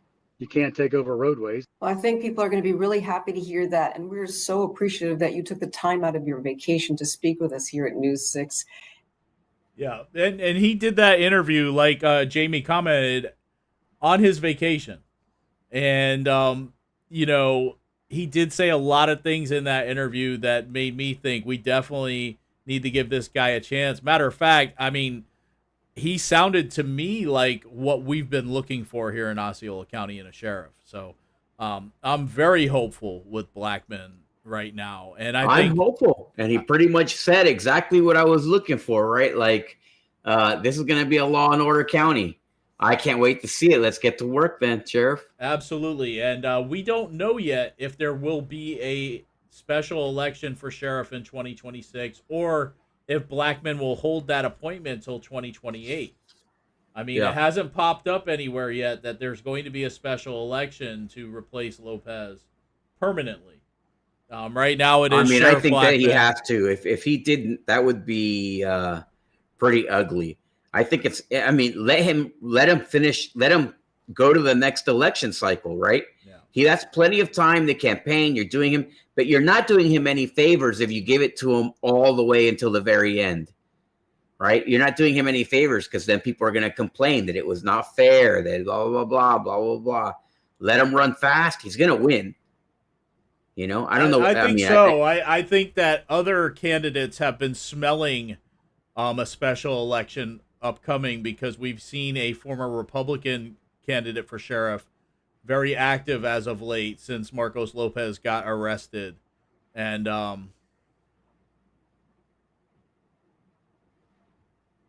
okay. What? So Jamie in the comments said her understanding is that the statutes state that he has to plead guilty or no contest to be removed. And then Rick said Blackman does not want to be sheriff. I hope he does. I hope he does. I hope that he stays in Osceola County. And if he's going to be this law and order sheriff that he says he's going to be, I hope he moves here. I hope he campaigns. And I hope he wins the election. I mean, that's what we need. A lot of people wanted Wiley Black this last election cycle. And instead they got Chris Blackman. So, I mean, it's just we've been looking for a law and order guy for a long time in Osceola County. I don't even remember the last sheriff we had who was really a really great law and order sheriff. I mean, everybody's going to say Bill Hansel, but the fact is that even under Bill Hansel, there was a lot of bad stuff that happened in Osceola County. Listen, people get away with crap that should not get away with crap is the bottom line. Yeah. And I would everybody hates to see Trump get persecuted and attacked and attacked and attacked and attacked and all the lawfare that we see going on, right? Yeah. And then Democrats get away with everything, right? The Democrats get away with, and no, they never have to answer for anything until now. They are just starting to. I cannot wait to see all the people who get away with all the things that you and I know that they're getting away with, you know. Yeah. Yeah. Well, speaking of corruption, Kissimmee PD, some fallout from their recent reports of what happened at Kissimmee PD. It starts with breaking news in Osceola County. More changes following a major fallout at the Kissimmee Police Department. Good afternoon, I'm Nancy Alvarez. I'm Jesse Pagan. In the last 2 hours, the department revealed the results of an independent investigation stemming from a case of excessive force. The case led to a change at the top, with Police Chief Betty Holland resigning and new Chief Charles Broadway taking over. Today, Broadway revealed the results of an independent investigation conducted by the Orange County Sheriff's Office. West 2's Luana Munoz joins us live from Kissimmee PD with the late-breaking details. Luana. Yeah, that investigation was 300 pages long, and today we heard from Chief Broadway saying that there were 13 individuals in total that were involved in that 2023 excessive use of force case. Now, here is the very latest that we know of. The newest involved the termination of 4 officers for a range of issues like truthfulness or standard of conduct. 2 officers were demoted, including a sergeant for falsifying reports to minimize Andrew Basagio's actions. He was the officer that was involved in that use of force case. Only 1 officer, a sergeant, was completely exonerated. 3 officers were suspended without pay for 24 hours. Now, the police chief at that time was Betty Holland. She resigned in October before the investigation concluded. Basagio was arrested back in August, and Deputy Chief Camille Alicia was also resigned back in October. The one thing that law enforcement officers just totally despise is when other officers, tarnish this badge, do something contrary to our core value, do something contrary to integrity, do something contrary to this honorable and noble profession. So it was a little disappointing. Now, Chief Broadway says that this has created many changes within the department and how complaints are being handled, both from the community as well as inside internally. He says everything will go up the chain of command, all the way up to his deputy assistant and then on his desk. And he also says that he is consulting with the Attorney General's office, including a range of other things that they are doing to try and turn things around within the department. We're going to have more on this live at 5 and 6 p.m. So stay with West 2. Yeah, I don't even know why I included that part, but anyway, yeah, just it's crazy, hearing these stories, John. What's going on? Okay, I'm not saying this as fact. I'm just going to raise an observation. You have, I don't remember who the police, it was, I don't remember. Okay, so you have a woman that replaces the guy. Who was the guy before her? Betty Holland? Oh God, now I can't even think of his name. I can't think of his name. I remember. I can't think of his name. I can see his face. I can see his face. He had the white gray hair, and yep. He was a white dude. Good cop. Good guy. I liked him. I spoke with, there was no reason for him to like me at all, but he was always very professional. And I can always appreciate that. I don't care if somebody likes me or not. I do care whether they do their job, right? Anyway, so then you have a woman cop, okay? And, like the first thing I think, okay, just because I hate it so much, I'm thinking like this is a DEI pick, right? It's got to be a DEI pick. Not because she's not the greatest cop in the world, which she could be, right? She could be the greatest cop in the universe. But it's the numbers. If you have 100 cops, 1 is a woman. What are the chances that she's the best cop out of the 100? Right? Mm. It's like any of the other guys. It's like, what are the chances that one guy is the best cop out of the 100? It's low. It's 1 out of 100. Right? So of course she gets it. And then a black guy comes in, and I'm thinking, okay, so it's just not allowed to be a white guy. Is what it just can't be a white guy. You can't have a white police chief, because what are the chances that the two best cops that Kissimmee could put in at the head of this agency are not white. It's totally possible. Somebody could say it's even probable. All I'm saying is I really hope that this is not a DEI. I hope that he sounds great. He sounds very intelligent. I have no issues with him. There's no reason for me to believe that he's not the best cop in the world. And Betty Holland might have been also. But I hope, you know how Osceola County is. Yeah. If they're using DEI picks to fill the top of this police seat, I'd be very unhappy to find that out. It was Jeff I would love to hear that Chief Odell. And Chief Odell, that was his name, Chief Odell. He's probably enjoying the hell out of retirement right now. Especially with what's going on. I mean, yeah. Yeah, but Betty Holland, if she did nothing wrong, I mean, they didn't cite her or anything from my understanding. I mean, she lost her job. She certainly wasn't planning on doing. Maybe she just 6 knew months. she didn't have a handle on things and decided to just let it go. I think that my impression, and this is maybe completely false, it's only my impression, is that she was trying to build credibility and with her police force, and she was doing that by pretending that she was not as good of a cop as she should have been, right? Yeah. Like loosening the ideal of integrity so that you could be good friends and people would like you, right? And that's what people do when they have a ton of pressure on them, because they may not feel like they're the best cop for the role, right? I mean, you overcompensate, and sometimes you let people get away, or you lie because you don't want to get in trouble, or you don't want somebody else to get in trouble, or you don't want the scandal, or for whatever reason. Yeah. Makes sense. All right, so let's move on to our last segment of this show. And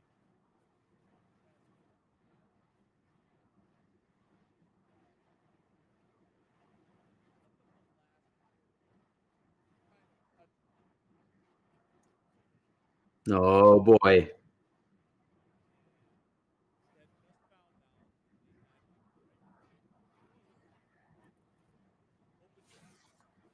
Last minute workshop, to be fair.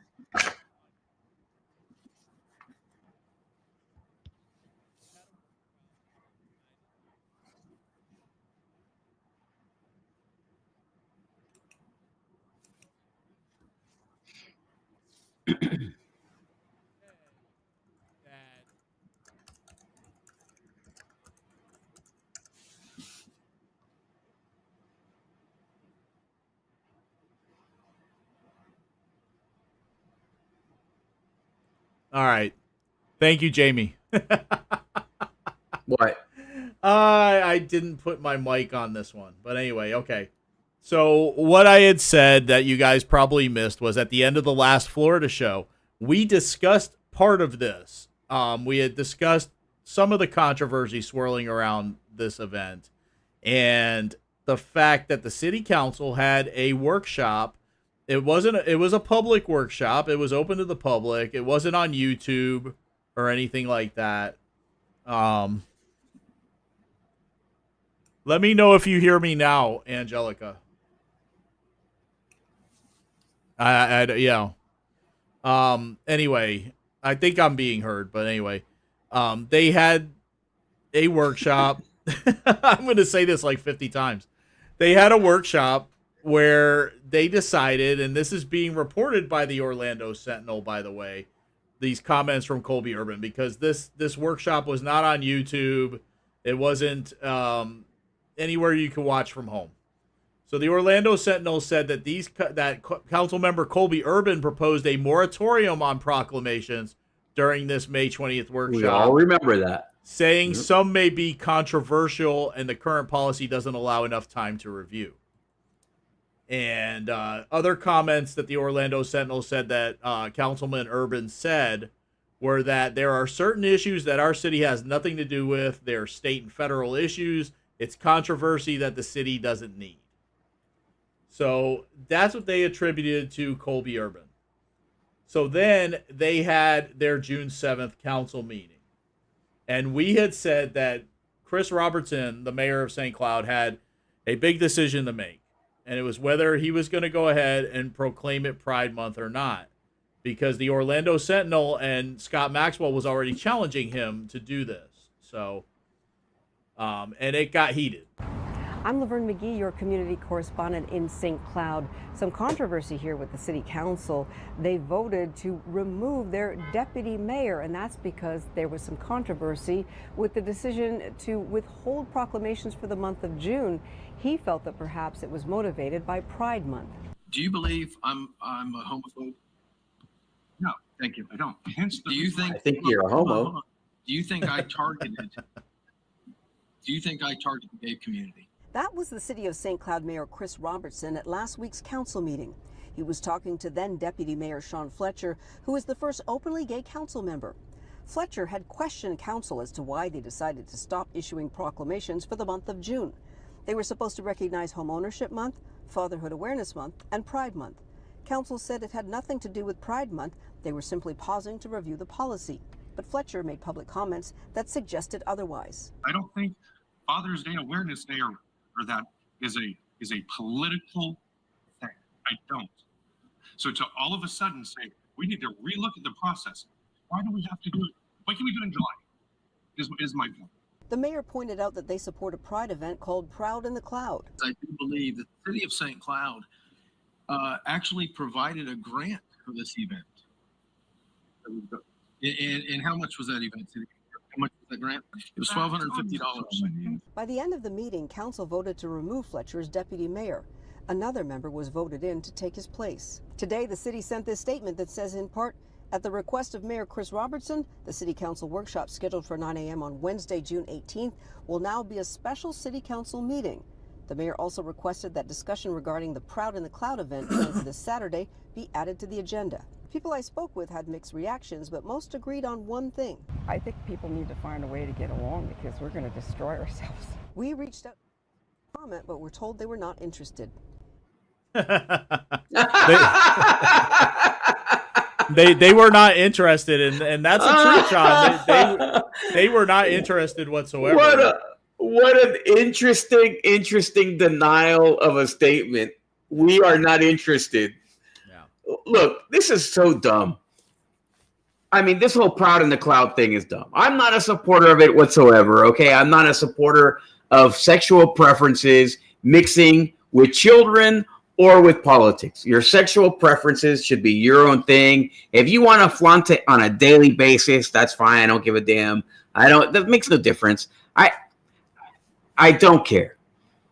I don't think that a taxpayer cent should be spent on anyone's. We don't have a straight parade, right? And there's a reason why, because it's ridiculous and straight people have a little bit of well, I'm not going to even go there. Listen, this is nothing but a result of Chris Robertson being a coward. And that is the best way to put it. Chris Robertson is a coward who was afraid to say no to one group of people and yes to another, and no to one group and yes to another. He was in a catch-22 situation because he wants to be loved and he doesn't want people dogging on him, right? He can't. This is the worst kind of politician. One who has zero conviction of his own, one who has zero ability to do the right thing, regardless of what the consequences are. And that's kind of like the breed that we have. Just like they have Brahmin cattle all over the place. They have that breed of politician everywhere, all over the seats. And this is just a total waste of everybody's time. Fletcher was right about all of this. This had nothing to do with Father's Day or nothing else. Fletcher was like, you could do it in July all of a sudden, right? If you have a problem with it. Yeah. And the only reason that these councilmen gave a crap, they were happy, and we're going to get to it, right? They were happy last year to be like, oh, Proud in the Cloud, yes, right? They were happy. They made the proclamation. They did everything that they were asked to do. So why this time was there any hesitation whatsoever? That all of a sudden they became like, convicted by their Christian principles? No. It was other people who were pressuring them. There were Christians in the audience, there were Christians in their community who were offended by particularly a family-friendly kind of environment, like a petting zoo with all this debauchery and a whole bunch of drag queens and people that we know who want to attack children, right? So that was what their concern was. And instead of going and saying, you know what, we're going to take care of this, we're going to resolve it. And there was a way, there is and was and always will be a way to fairly resolve situations just like this. But they have no conviction of their own. They have no courage and they have no innovative thinking. These guys, they're nothing but a bunch of cowards because they caved. Now, all of a sudden, we got those guys dressing in drag at the Proud Show. It's sad. Yeah. It's sad. There's just not a men among them. And I like, it's not that I dislike any of them personally, okay? Except for Chris Robertson. I don't like that guy. He's a liar. He lied to my face. He lied to a whole bunch of people. I know for a fact there was with 100% certainty, zero deniability, the guy is a liar. He lied to my face. He lied to people about me. He lied. The guy's a liar. Okay? But the other four, personally, I don't dislike. Sean Fletcher, he's a nice guy, right? All the other guys there, Ken Gilbert, whatever, I don't know them. I've never had a bad interaction with them. Colby Urban, I tend to like. He's a young guy. Seems like a good person. But where is the manhood? Where is the conviction? Where is the, like supposedly these are all Christians and whatever. Gilbert is a pastor, isn't he, or something like that? Yes, he is, John. So all of that's out the window. He trades his pastor robes for a drag queen outfit. I mean, they're just cowards. The Orlando Sentinel hit them. They couldn't take it. It's just like a man who gets punched in the face and he turns into ashes. He just crumbles. And that's exactly what they did. These guys crumbled under the pressure. Instead of showing any kind of conviction whatsoever, they just show what a bunch of lack of men they are. And it's disgusting. And it has nothing to do with the purpose. It has nothing to do with the actual event. It has everything to do with the type of men that they are. And there's not a strong spine among them, except for Sean, who actually stood up for himself. Now, I wouldn't vote for him. I wouldn't vote for his event, and I wouldn't support the event. I would have voted no 100%. But at the same time, he has every right to advocate for his for whatever his principle is, right? He has the right to go there and say, I want to do this pride parade. I want this, vote for it, and to call them out. He has every right to call them out for it. And that's why he lost his deputy mayor role, because they didn't like being called out and being forced into a position. Yeah. And that's nothing but political reasoning. And for him to lose that deputy mayor role, it's of zero consequence. It's just BS. Yeah. It's just BS. And it shows what a bunch of cowards they are, because they still gave him what he wanted. Right? They just punished them for forcing them to decide. And we all knew, you and I at least, we knew how they were going to decide. Yeah. All along. It kind of weaseled their way out of it, John. Is that what they did? Yeah. Is they kind of weaseled their way out of it. And Sean Fletcher did get punished for going to the Orlando Sentinel and talking to them. And this made national news in some spots. It was on Yahoo News. It was on a few other things. And the mayor went on an hour-long tirade at the end of that meeting where Sean Fletcher was removed as deputy mayor. That's not the first one he's had, too. Yeah, he went on an hour-long People who don't know him, this guy thinks that he is like the second coming of Jesus Christ for St. Cloud. He thinks that he's the savior of St. Cloud. That's who this guy thinks he is. And he's a joke. He's a joke. He's nothing more than a joke. But he thinks that he's Napoleon. He thinks that he's the resurrection of Napoleon. During this 1 hour long tirade that he had, and this was purely to punish Sean Fletcher. I mean, he even said it, that he was pissed and he wasn't gonna let this go. He went on a fact-finding mission, I guess, on the grant application and the process that this group, which is the St. Cloud Pride Alliance, I guess is their name, came about this grant. And it was a $1,250 grant. And I'm going to talk about that just for a minute, John, so I can clear the air, because some people are trying to save their political capital, blaming me for the $1,250 grant. Yes, I was the chairman of the Economic Development Advisory Committee at the time that this $100,000 grant process was going down. And they left it up to our board to make the decision on these grants. And the way they did that was the EDAC, right? Yes, was the EDAC committee. What the process to do this was, and there was about 30 different organizations, and they were either small businesses or nonprofits that were applying for these grants. We would score the grants based on their applications, and we would, rate them a score on different criteria in their application. Those scores would all come together, and the top 20 organizations or whatever would receive a $5,000 grant. That was originally how this was supposed to go down. But our board at that time, and this is just me, I don't know what their political affiliations are, but I know at least 2 or 3 of them definitely would have supported the Pride in the Cloud event, right?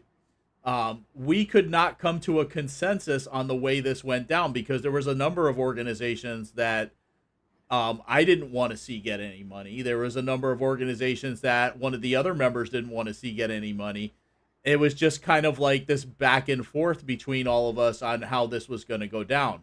So the administrator of the grant process suggested that everybody could get some of the money if we based it off the scores, and we based the distribution of the funds based off the scores.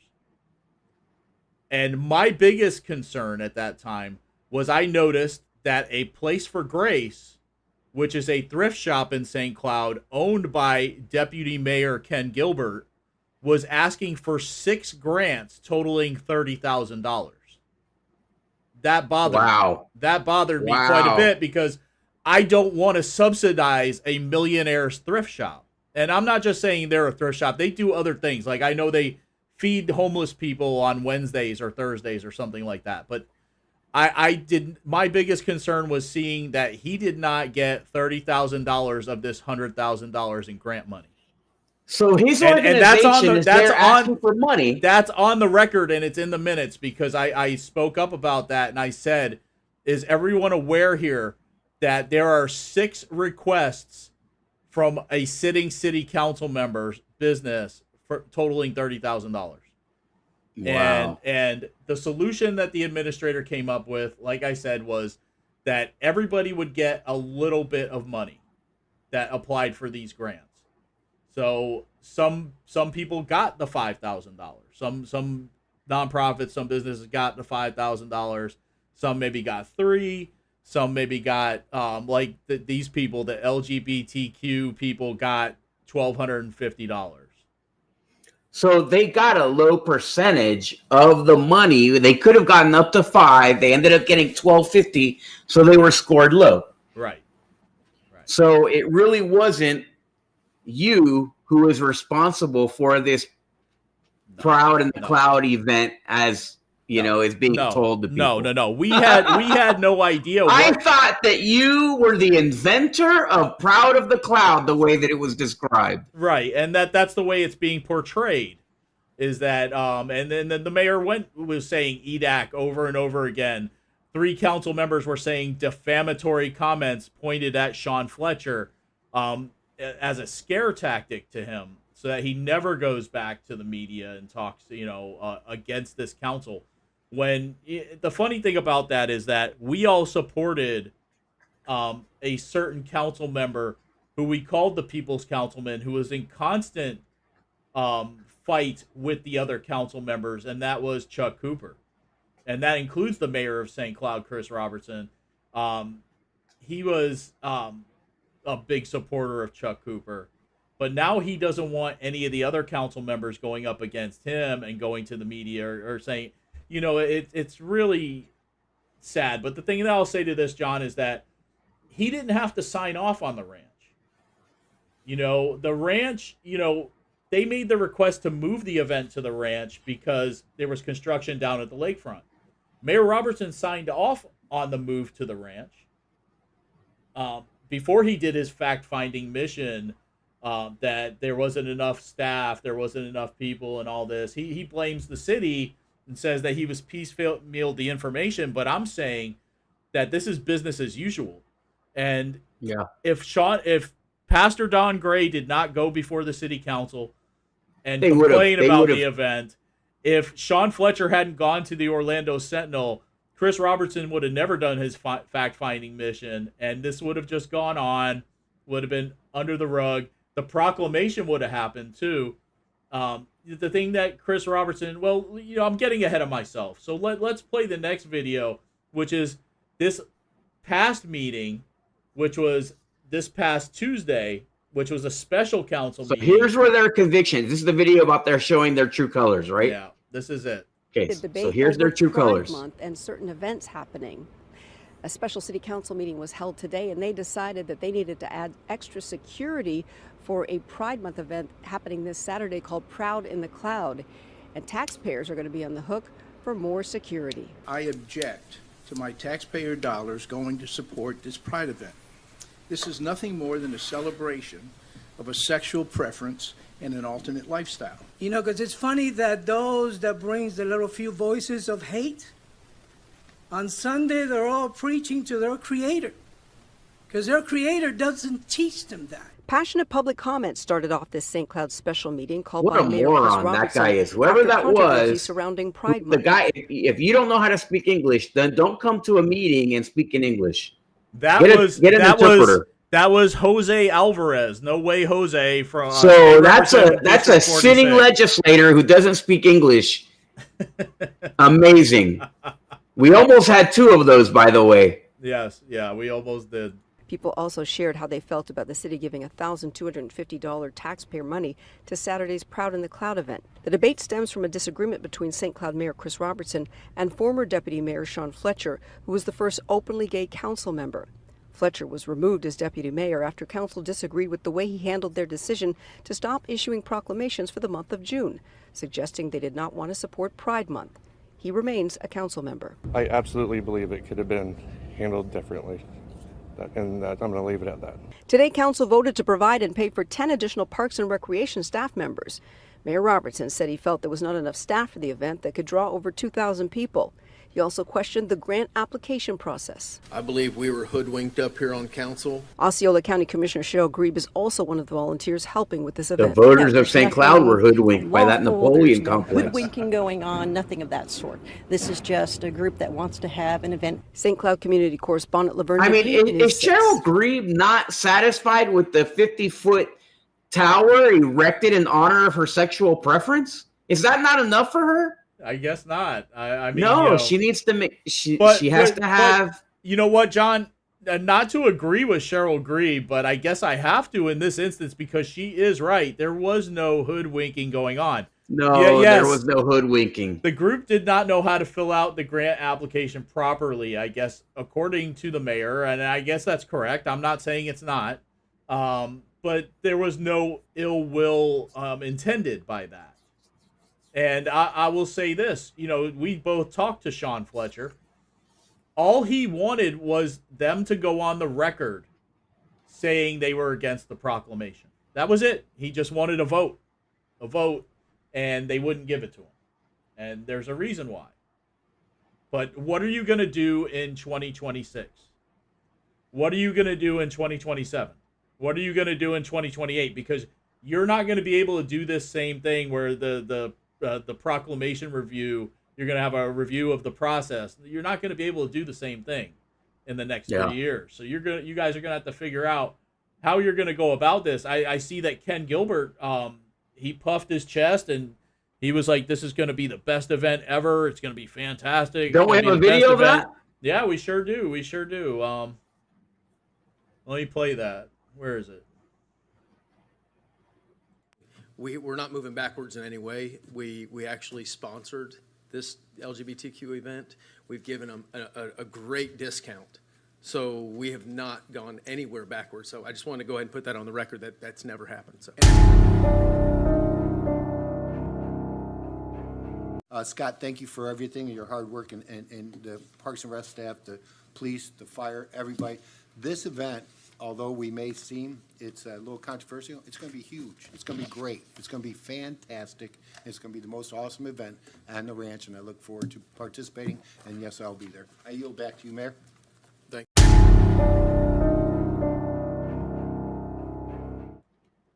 Yeah. Men of conviction right there. Men of conviction. This is a pastor, and I guarantee you that they say one thing. This is just like that pastor who, there was a pastor that I know of, okay, who used to have a convicted killer in his church, you know, and he used to park his boat, I guess, in his yard or something like that. Hey, we have a pastor running for county commissioner, a reverend. Who, oh, yeah. Some reverend. Very unreverend reverends is what we have in Osceola County. Yeah, yeah. It's these guys. I'm gonna, you know what? I'm gonna go get my reverend thing, little certificate, because I know you can get them online. You know, you pay like $50 and you get a reverend certificate. I'm gonna do this so that people can refer to me as reverend, because apparently it means nothing in Osceola County. Yeah, obviously, you know, that's the thing, John. You have these guys, and like you said, the one mayor who had a convicted killer. Actually, he wasn't convicted at the time he was there, but this mayor knew what was going on. He knew what these people did, and then he tried to say. No, I'm not going to say that. I'm sorry. Let me strike that. We don't know. We don't know. We're speculating. We're speculating. And we're guessing. There is stuff that we do know. And this show is for entertainment purposes only.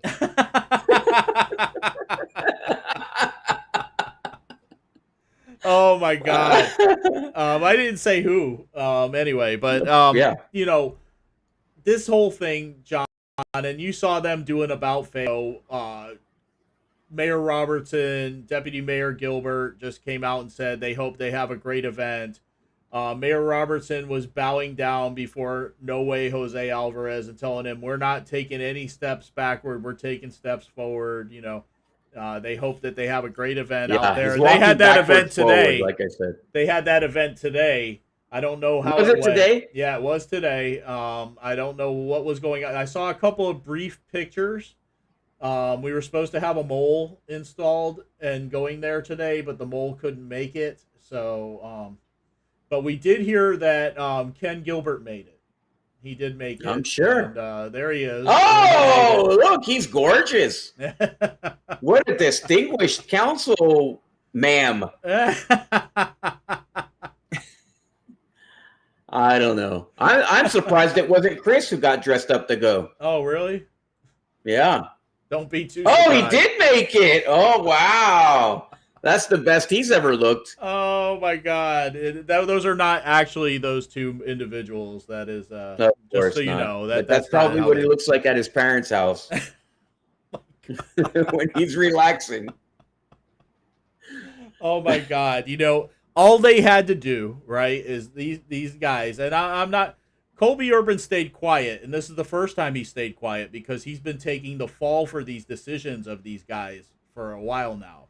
Like, he took the fall for the proclamations, he took the fall for the water, he took the fall for a few things, and he stayed very quiet this time around, which was probably the best thing he could do. No, it's not. At this meeting. Up your mind. But if you're silent. At this point, but... You know, prior to this, yes, they should have been men of conviction. They should have allowed Sean Fletcher to have. You always got to be a man of conviction. You always have to be. It doesn't mean that you have to be obnoxious. Right. But you never leave your convictions behind, because once you unburden yourself of your convictions, it's very hard to pick them up with any meaning after that point. No. So you can't abandon your principles. No. You have to take them with you wherever you go and let you stand on them. You pick them up, you walk, you place them down, you stand on them. And these guys don't do that. No, I don't know that they have any. I imagine everything that I've heard about Colby Urban is that he is a good man, a good Christian, whatever. I just wonder what the hell they're teaching these people when they go to church. What is it that they hear? because obviously they're not preaching, they're not told to be men of integrity. And if they are told to be men of integrity and they're demonstrating that integrity, then the Bible that they're reading is very interesting to me. Yeah. So it's just, I would love that insight, because politics is more important to these guys. Yeah. I mean, That's this is what that was, John. This is, these three guys are supposed to be conservative Christian Republicans, right? Yeah. The Colby Urban, Ken Gilbert, Chris Robertson. Yeah. And they knew that if they did go ahead with the proclamation, and it's like you said, last year, Ken Gilbert and Colby Urban had no problem unanimously amongst that council proclaiming it Pride Month. But this year they had that. Nor did that pastor. Yeah. Right? There was a certain pastor that was fine too. Yeah. So this year they had that problem because Don Gray went before the city council. Another person went before the city council. They complained about the event. Somebody amongst them, and I'm sure they have an intermediary, because if they do follow Sunshine Law and they don't talk amongst each other, which I find hard to believe, they use an intermediary, I'm sure, because I know there is it's still illegal. It's still illegal to use an intermediary, but there's a fan I'm section. sure that they talk. There's a fan section that we know about that is watching and doing whatever they can to help everybody. Yes. So, they decided that they were going to hold off on these proclamations and look at the process, and this was going to be a good way to avoid this mess, right? But Sean Fletcher wasn't going to allow them to avoid it, and that's why Chris Robertson got as mad as he was, got the other council members mad. You have to ask yourself a question, because Jennifer Paul is the vice chair of the Osceola County Democratic Party. Why was she on it, and why wasn't she supporting Sean Fletcher? Why was she quiet? Yeah. You don't even know that she exists. If you're a Democrat in Osceola County, you have to ask yourself that question. Nope. I mean, she doesn't belong to the Democrat Party as much as she belongs to the establishment, in my opinion. Yeah, I think at this point, yeah, absolutely. Yeah, and my phrasing of belongs to, I'm using intentionally. Oh, man. All right. Have we done enough, or what? Have we? I mean, have we not done enough? That's a lot of damage in one night. Yeah, Damn. It sure is. It sure is. But, deserving. I mean, you guys, and I'm speaking to you three council members, if you're watching the show, all you guys had to do was just have a vote. That's it. And put it out there. They'll watch at some point. Be honest. Be honest and have a vote. Just like Sean Fletcher was trying to force you to do. Be a man. And you guys were silent. And that's because you wanted to avoid that vote. You didn't want to put it on the record. But how are you going to do it next year? How are you going to do it the year after, or the year after that? And it shouldn't be a problem for you, Colby or Ken, because you guys already voted to have this proclamation. So what's different now? Yeah. And that's it, John. All right. Well, on behalf of myself, former school board member John Arguello, my great friend over here, citizen Tom Lord, we appreciate you for watching. We had a great number of people watching across all the platforms tonight. We love you. We appreciate you. We do this for you. We enjoy these little conversations that we have. But at the end of the day, we just want to make sure that your voice is heard, and that that we tell the true story about what's going on, and so that you know that you're not alone out there when you're pissed off at all these people, all these corrupt politicians and crappy supposed leaders that we have. So thank you. God bless you. Please like and share the show. Like and share the show. Like and share the show. And we'll see you next week. Well, I mean, I was entertained, to be honest. I think it is rich beyond measure. The fact that a school board member that has tens of millions of dollars of conflict of interest before this board has the courage to come up here and talk about anyone's behavior. If anyone should be ashamed of themselves, sir, it should be you. And I'm in favor of you being able to speak your mind no matter what. That's how we get, that's Remember when we were kids, right? And you had a problem with somebody, and then your dad would kick you out to go fight with that kid, and then you shake hands, then you go home, and then you become friends officially.